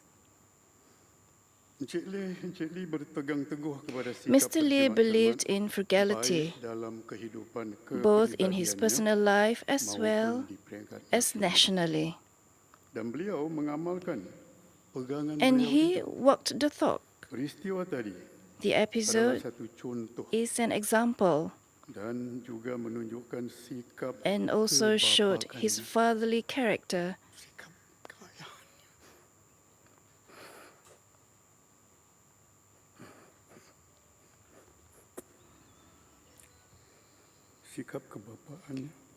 And his fatherly character and sharp eye for detail. Speaking of not being wasteful, Mr. Lee disliked wasting time. He was not one to procrastinate. In 2010, when I presented him with a copy of my book of speeches and news articles entitled The Singapore Malay Paradigm,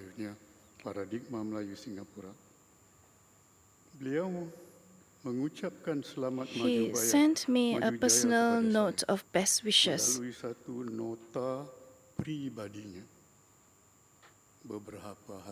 A few days later, I felt touched by his gesture and replied that the book would not have been possible but for Mr. Lee's foresight.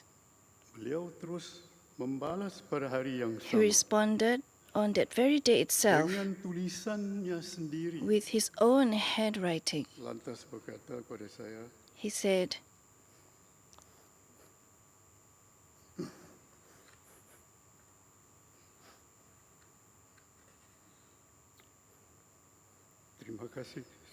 "Thank you, Sidek. I had several opportunities to accompany him abroad. When he traveled to Israel and Jordan in 1995, I was on the Singapore delegation. Israeli Prime Minister Yitzhak Rabin and Jordan's King Hussein both entertained us in their respective homes. This was a classic example of Jewish and Arab hospitality. Utmost appreciation and respect being bestowed on our former Prime Minister. A respect tinted in gold. Fellow Singaporeans, today we register our deepest respect and appreciation to this great man.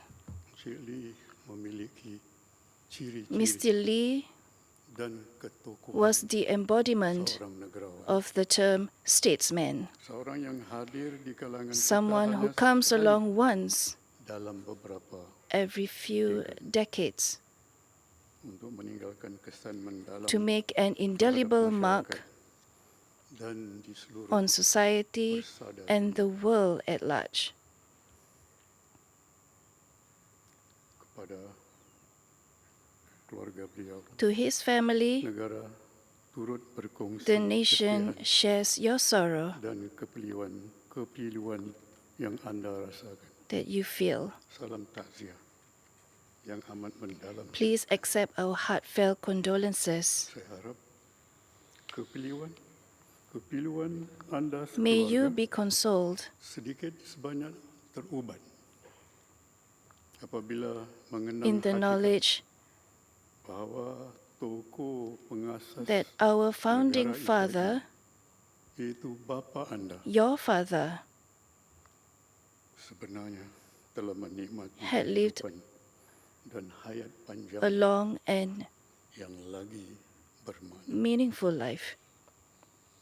Rakyat Singapura Singaporeans terhutang budi are kepada beliau. indeed indebted to Izinkan him. saya membacakan serangkap Let me pantun recite a Malay Melayu pantun yang or menghargai short poem. nilai budi seseorang.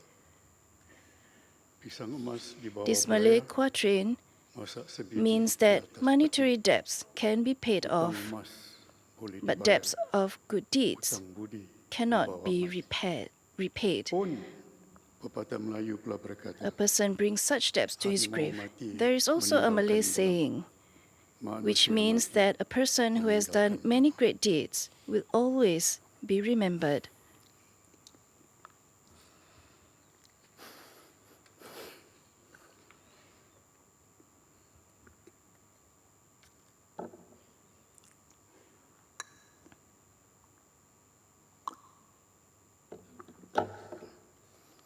Encik Lee, Mr. Lee, kami ingin menegaskan we would like to assure you bahawa rahsia warisan yang Anda tinggalkan that your legacy akan diteruskan. remains intact. Kami akan selalu We shall always menghargai cherish nasihat Anda, your advice, terutama sekali especially dalam memerintah in negara. governing.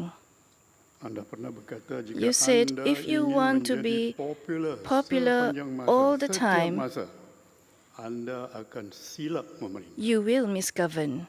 Said he, if you want to be popular all the time, you will misgovern.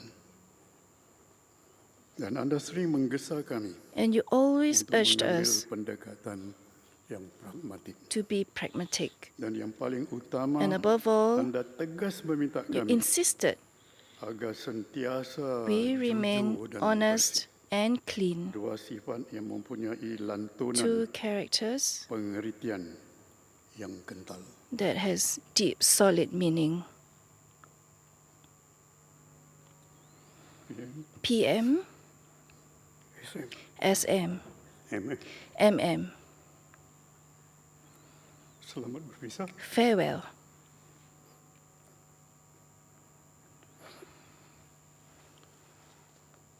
Selamat berpisah. Farewell, my friend. Selamat berpisah. Farewell.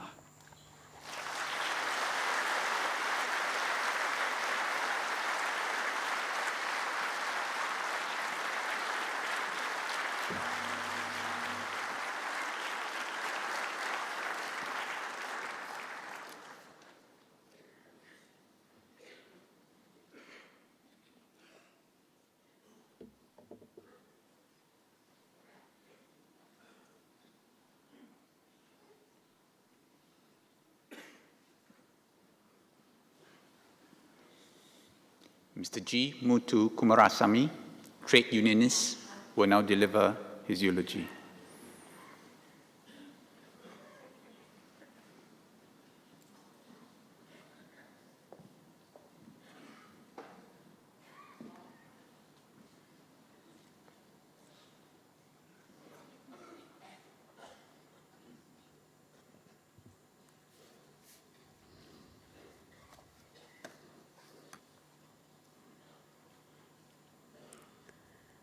Singapore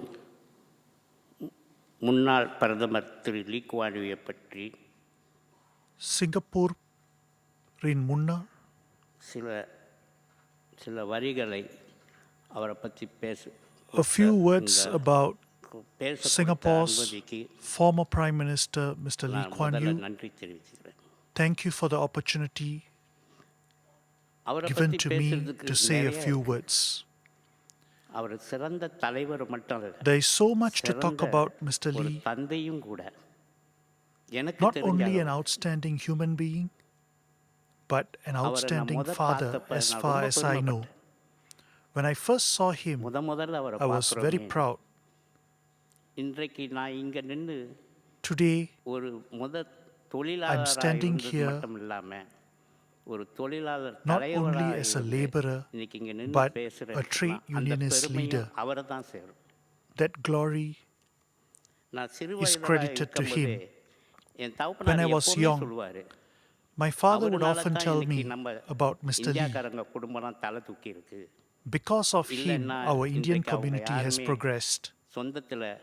If not, none of them would stand on their own feet. Because during those days, my father used to say that most Indian families will not allow their women to work. There was a cultural boundary limiting only men to work. As such, it was very difficult for those families. Some children had to stop their studies halfway. How to manage the families in such a situation with single incomes, low income? Mr. Lee knew about this well. Upon knowing this, he wanted to pave a pathway for the Indian community. He announced, he asked Indian women to join the workforce and gave the assurance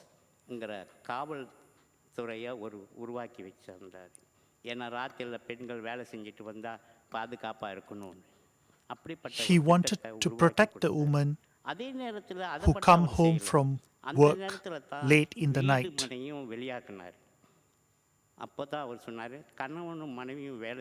Also, he announced the housing plans, encouraging people to allow women to work so that housing became affordable. Such fundamentals were formulated, and many Indian women started going to work. That's why they are able to stand on their own feet. I am proud of it. If he didn't do that, then this would not have happened today. It's a big thing. It's a big glory. My father used to say this to me. After some time, after I finished my education, I went to work. I was an apprentice wireman at PWD. Many people told me, guess what they said? Our Prime Minister, Mr. Lee Kuan Yew, is a person who gets angry very often. If he dislikes, he will fire someone. I was not bothered about it. I kept on doing my work.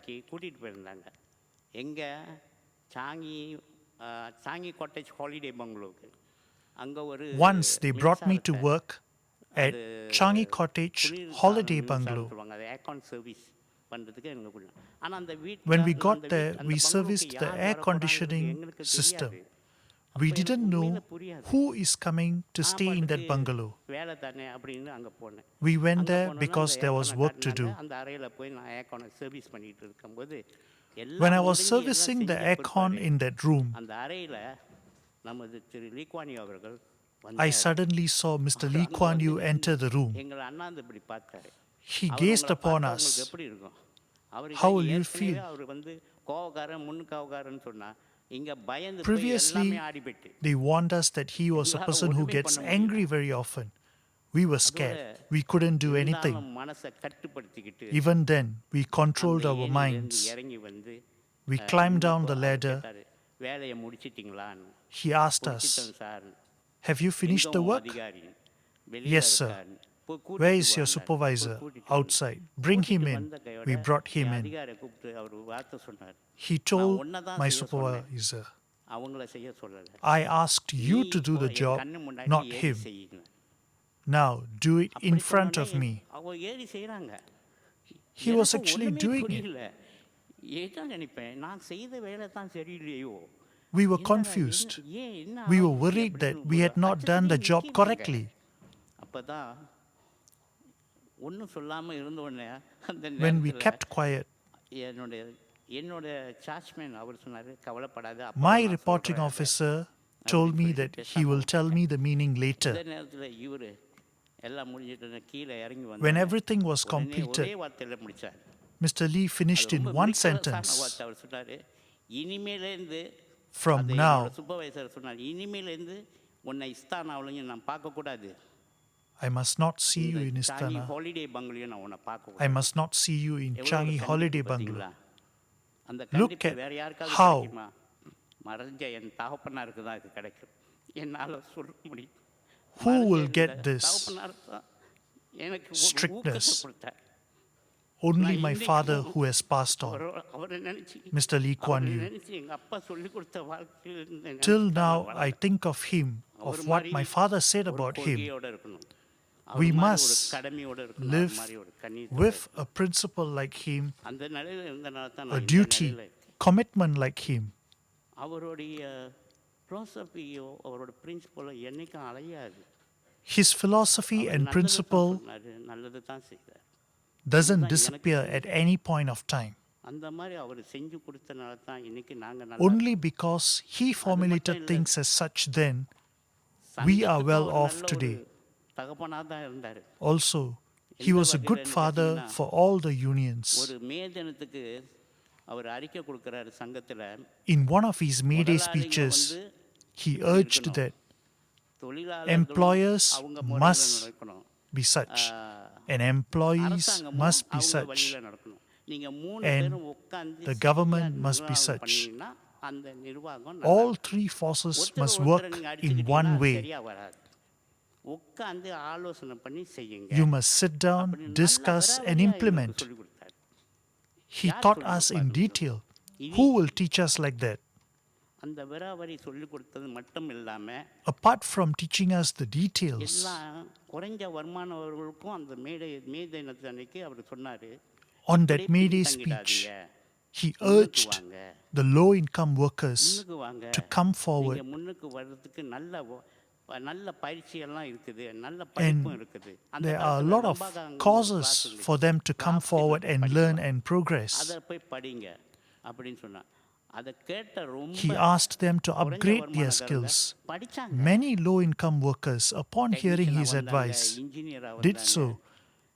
They became technicians, they became engineers, they learned handcraft skills. I was one of them, and I'm proud of that. If he didn't do that day, we wouldn't have progressed today. All this glory goes to him, and I pray for that. Mr. Lee Kuan Yew, I pray to God for your soul to rest in peace.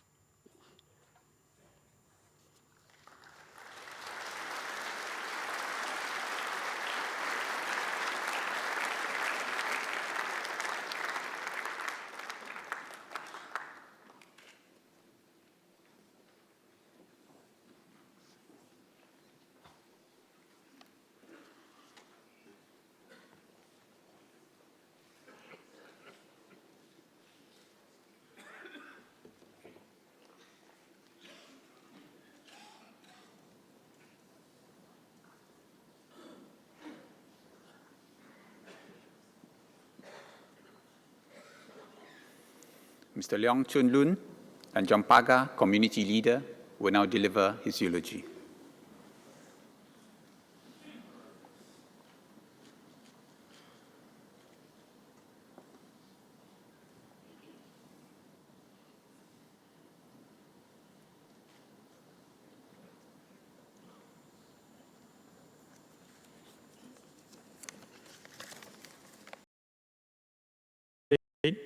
Mr. Lee Kuan Yew. Friends,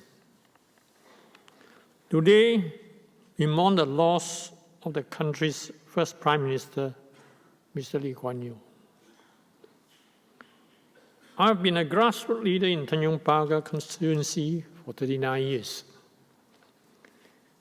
I'm privileged to be able to stand here today to pay tribute to Mr. Lee Kuan Yew. I consider him my leader and my friend. His departure not only is a loss for the country, but also a deep personal loss for myself. Having worked closely with him for so many years, I have developed a profound respect and admiration of Mr. Lee. I now wish to share with you some stories of my encounters with him, with this great man throughout these years. Back in the early days, in Chinese New Year celebration would kick off with lighting of firecrackers and follow with singing of the national anthem.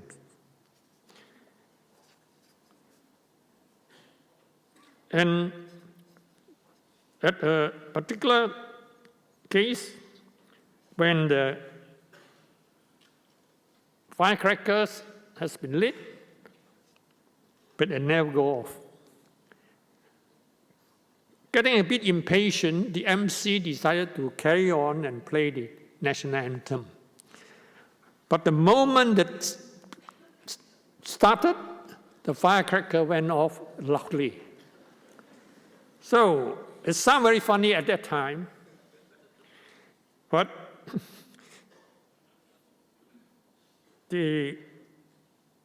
Mr. Lee was not amused at all. He told us later that if we can't even do these things right, how do we run the country?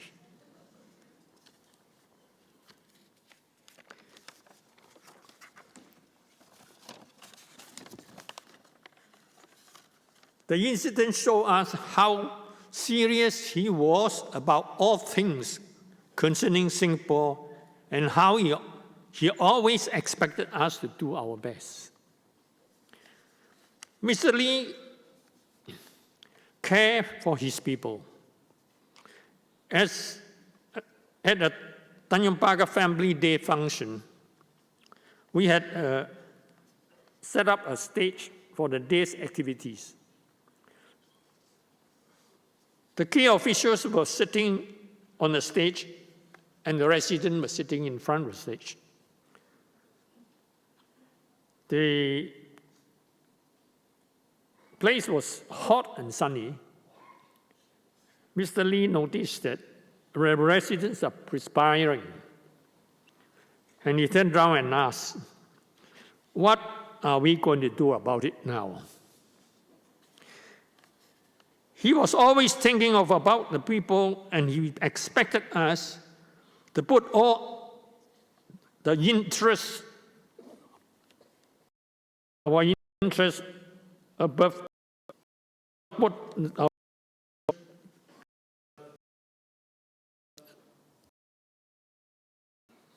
At constituency dinner, Mr. Lee liked to sit with grassroots leaders so that he could talk to them. We have always been arranging the seating such that his old friends would be seated en route to his table. It would take him some time to get to his table, as he would stop by to speak to every familiar faces. When Mr. Lee heard that the old friends were doing well, his face would light up with pride. Even though Mr. Lee is no longer with us, his legacy is something that we Singaporeans will always remember.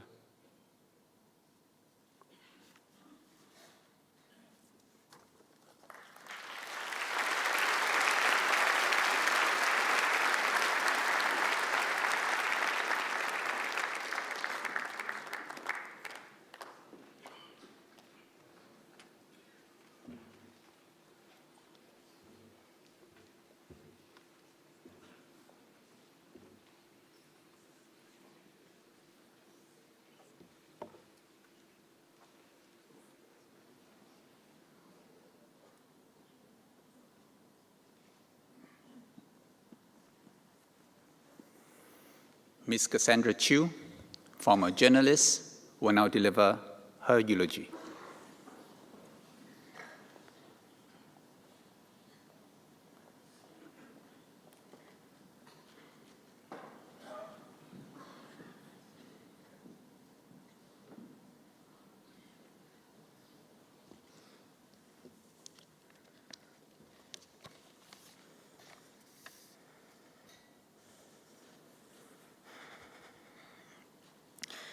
I didn't know Mr. Lee Kuan Yew personally for most of my life. We met while I was on 2 assignments as a journalist, documenting his life at home and collecting photographs for a picture book for his 90th birthday. I met him up close 6 times for meetings and interviews from July 2011. Most were large formal meetings at the Istana, and naturally, I was on my best behavior. After all, this was the man who had led Singapore to independence, triumphed over his opponents in a storied political career spanning over 60 years, and transformed a sleepy colonial outpost into a bustling metropolis. And there he was, in person. I didn't dare say a word to him until my editor made me lead one of the interviews. He thought Mr. Lee would enjoy the interaction with a younger Singaporean. I was so nervous I could hear my heart pounding before the meeting and actually felt a headache coming on. I braced myself to be peppered with questions on whether I was married, when I planned to have children, or whether I spoke Mandarin often enough. Questions Mr. Lee, as you know, was known to ask young Singaporeans he met. But there was none of that during the 80-minute interview, which was focused on the beginnings of his political career. There was no room for nervousness either. He came in, sat down and asked, "Who's going to start?" And with that, the interview began. As always, Mr. Lee was focused on the task at hand. Over time, I gained more glimpses of what he was like as a person. For instance, it was a thrill for me to learn from his oral history that he once failed an art exam in primary school. But that was, of course, a small blemish on his distinguished academic record. I also learned that in his later years, he craved Madam Monica Lee could replicate.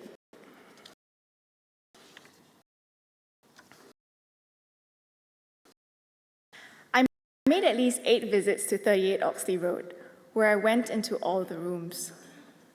But the only time I saw him at home was during our 20-minute photo, which began in his study, where he spent most of his time while at home.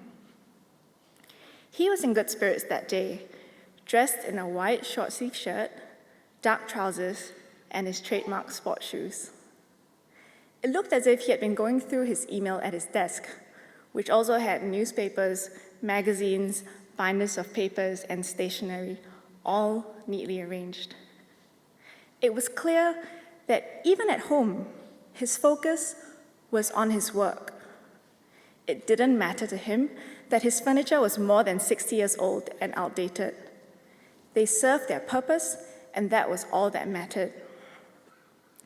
That was how he lived his life, very simply and frugally, and always putting the country first and his own creature comforts second. We moved to the living room, which was also a very private space because it was where the late Mrs. Lee was remembered. Her photographs were displayed in 2 rows above her urn, and I was told Mr. Lee would gaze at them daily as he had his meals. I could feel how much Mr. Lee missed his late wife. She was his partner, his anchor, for more than 63 years. The last set of photos we took at his home are my favorite. Seated on a chair by a wooden table on the veranda, Mr. Lee flashed a bright smile. They turned out to be the best photos on the reel. No one knows about this, but to thank him for the photo shoot that day, I had prepared 2 chocolate cupcakes after learning how much he enjoyed chocolate. I even got the bakery to label each cupcake so he'd know exactly what kind of chocolate cupcake it was. But on the day, I was far too excited and dropped the box before I could present them to Mr. Lee. I had been reflecting on what I was learning about Mr. Lee as a person and founder of independent Singapore, and had just begun to understand just how much he and his family had sacrificed to ensure Singapore's success. I realized how much I had taken for granted and how much more I had to thank him for. To me, Mr. Lee had transformed from an elderly statesman who our textbooks say did a lot for us, but didn't quite seem relevant to my daily life, to a man for whom I developed a deep sense of gratitude and appreciation. So much of Singapore began to make sense to me now that I had seen the world through his eyes. I decided to try to express my thanks again and wrote him a thank you card.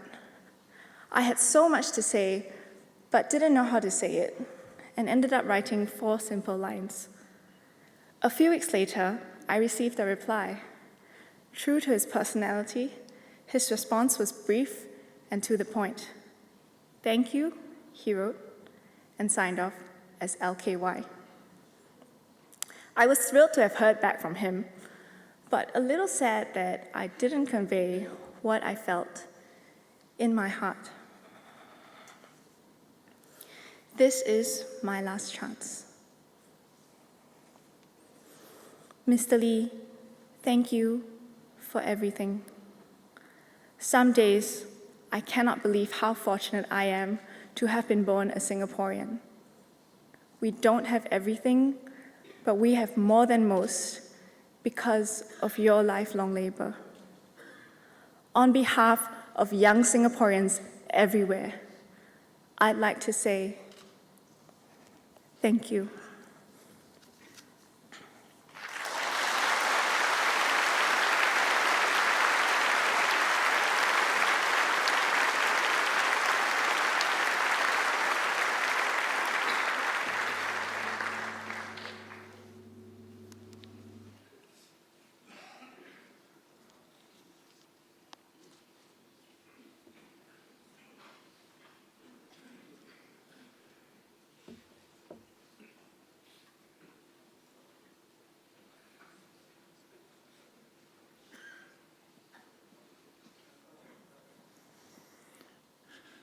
Mr. Lee Hsien Yang will now deliver his eulogy for the family.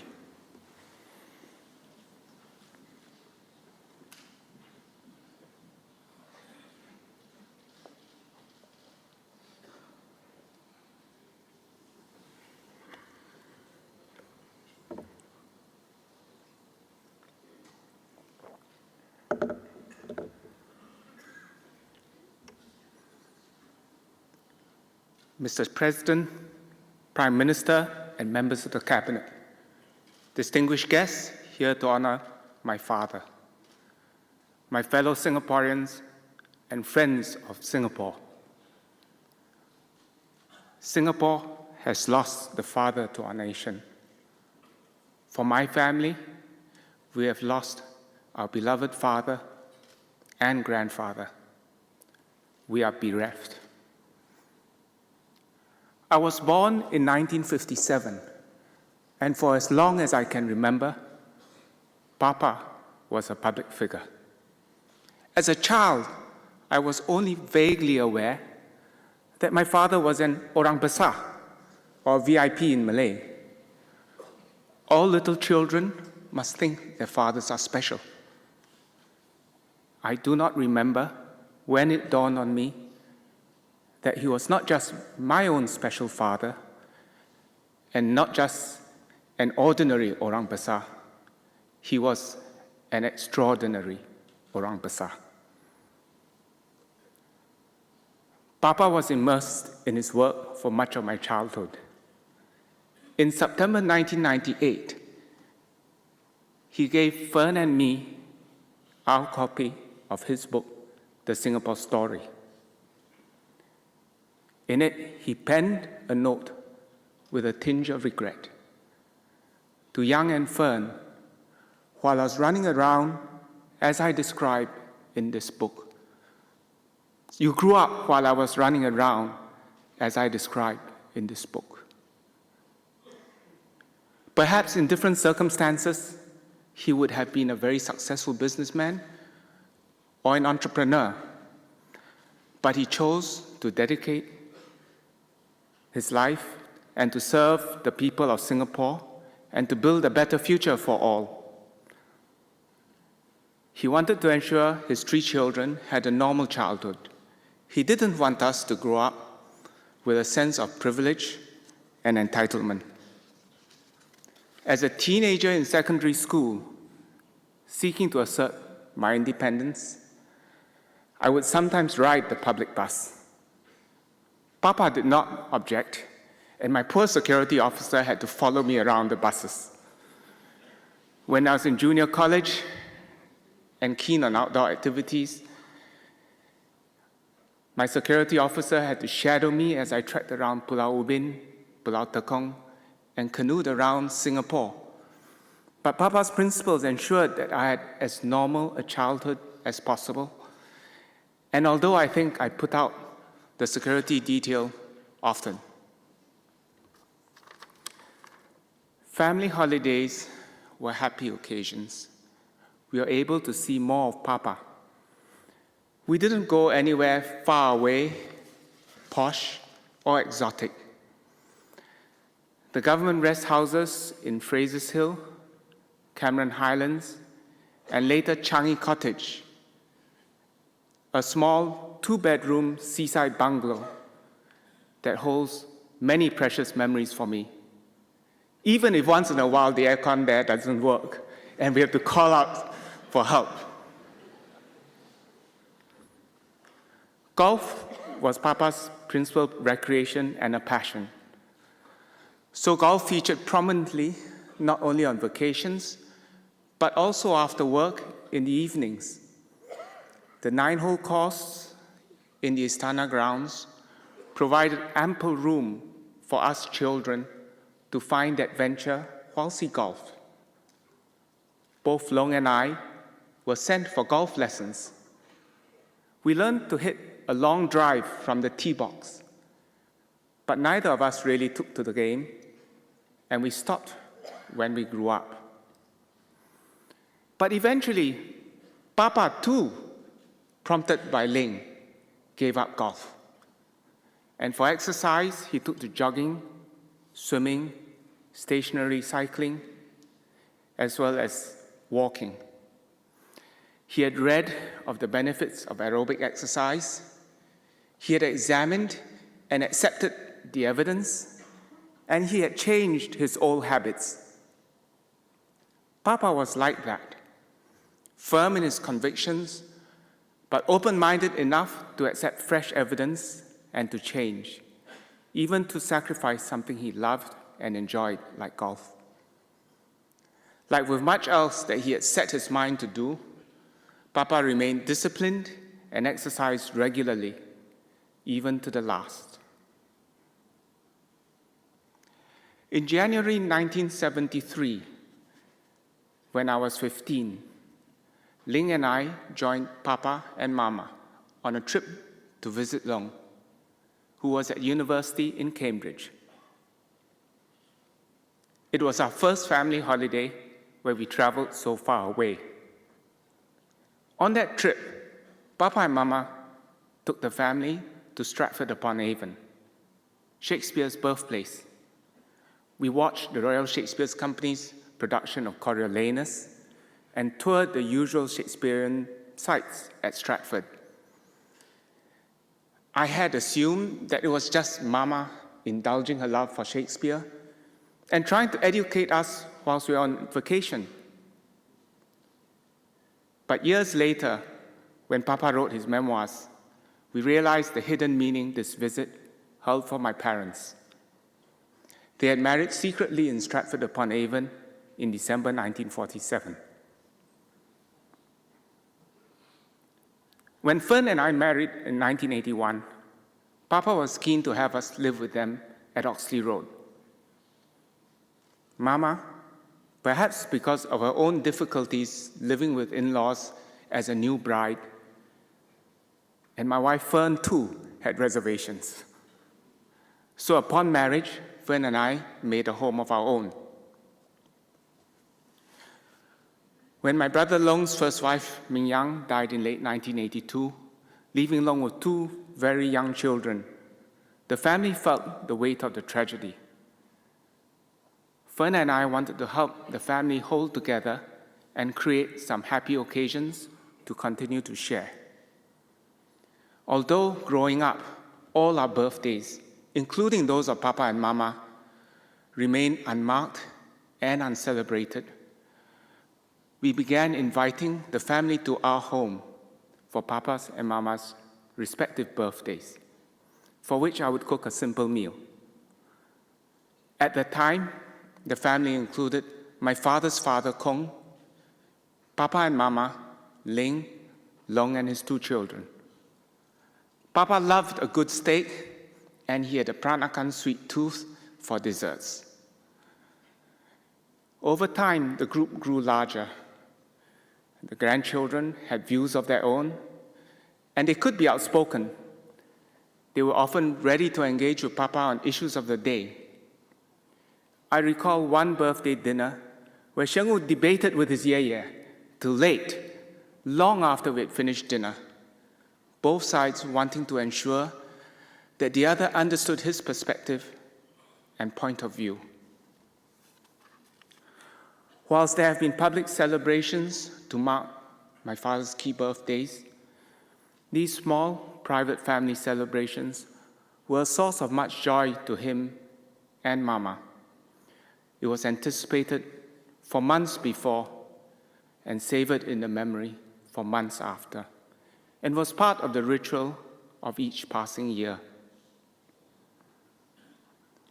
The arrival of grandchildren was also a source of great joy for Papa and Mama. Mama was traditional enough that she was thrilled that I had one son after another. But Papa, my sense is that Papa would have been equally delighted if Fen and I had had 3 daughters. When the grandchildren were little, Papa would love to have them playing around him as he exercised after work in the evenings. At weekends, he often took them out to the zoo, the bird park, the science center, and other places where families would go. Our youngest son, Shao, arrived long after all the other grandchildren, and long after they had given up hope of any more grandchildren. Papa was in his 70s and less active in public life, so he and Mama took this as a wonderful opportunity to enjoy their last grandchild. Many know how privileged Singaporeans are to have benefited from my father's contributions to building our nation. I know that growing up as his son, I've also been privileged to have witnessed what it means to be a good man, a good husband, a good father, and grandfather. To Singapore and Singaporeans, Papa was at various times PM, SM, MM, but whatever his office, he was actually always LKY. Even after he stopped being MM, people found it awkward to refer to him by anything other than this alphabet soup. But to his grandchildren, he was always Ye. And to Fern and me, he was and will always be Papa. We will miss him dearly. This past week, my family and I have received a deluge of messages expressing appreciation for my father's life, sometimes providing poignant memories of interactions with Papa. And although in life, Papa kept the two threads of public and private life apart and shielded Mama and the children from the glare of the media, in his passing, the two threads come together as we share the grief of loss. We have been overwhelmed by the outpouring of grief and affection. We have been touched beyond words by the many Singaporeans who have braved the elements to pay their last respects at all hours of the night and day. Young and old, on foot or aided by walking sticks, in pushchairs or wheelchairs, you came to pay your last respects, to sign condolence books and to write messages. You posted touching tributes and poems online and waited patiently to greet his cortege as it passed. Please accept my family's inadequate but deep and heartfelt thanks.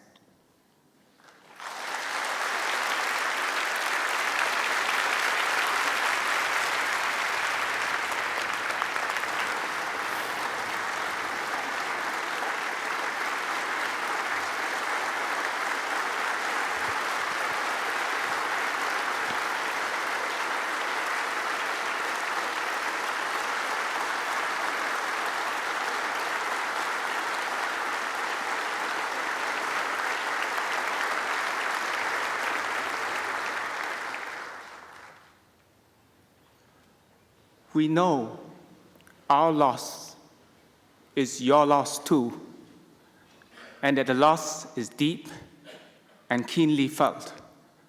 We are humbled that so many have come forward to demonstrate your affection for, respect of, and gratitude to my extraordinary father.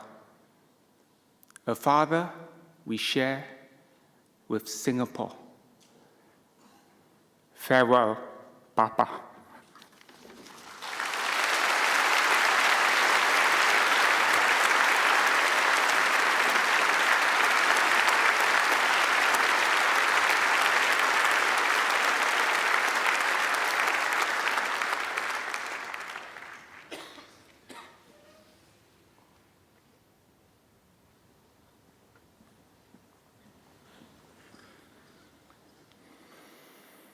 The Prime Minister will now lay a wreath on behalf of the family.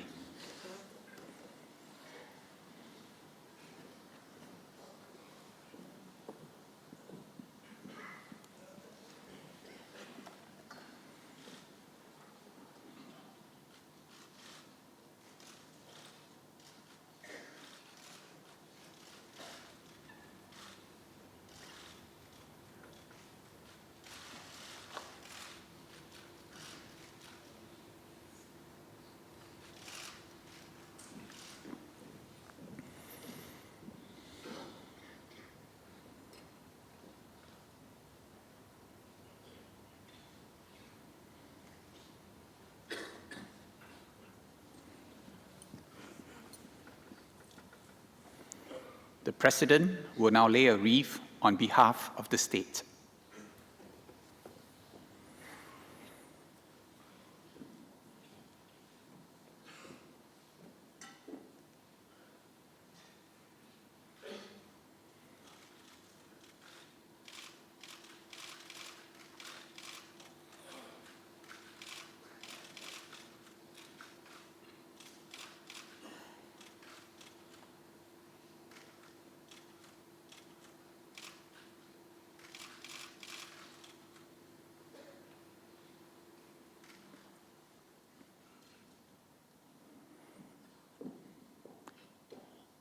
Ladies and gentlemen, please rise for the last post, followed by the observance of a minute of silence to pay our last respect to the late Mr. Lee Kuan Yew.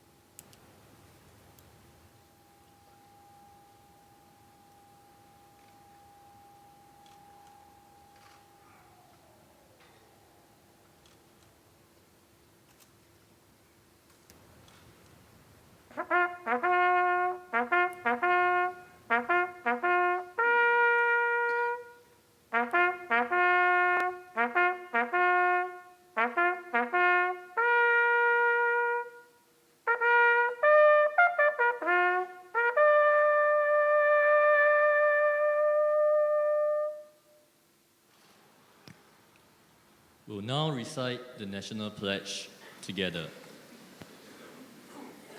We, the citizens of Singapore, pledge ourselves as one united people, regardless of race, language, or religion, to build a democratic society based on justice and equality, so as to achieve happiness, prosperity, and progress for our nation.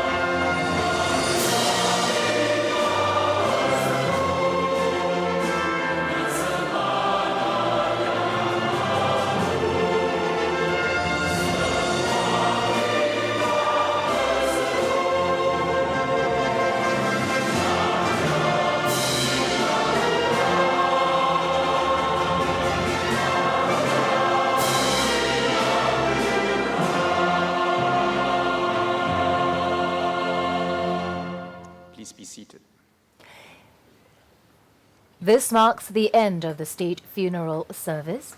Mr. Lee's cortege will leave for Mandai Crematorium for the private funeral service. With this, we end MediaCorp's live coverage.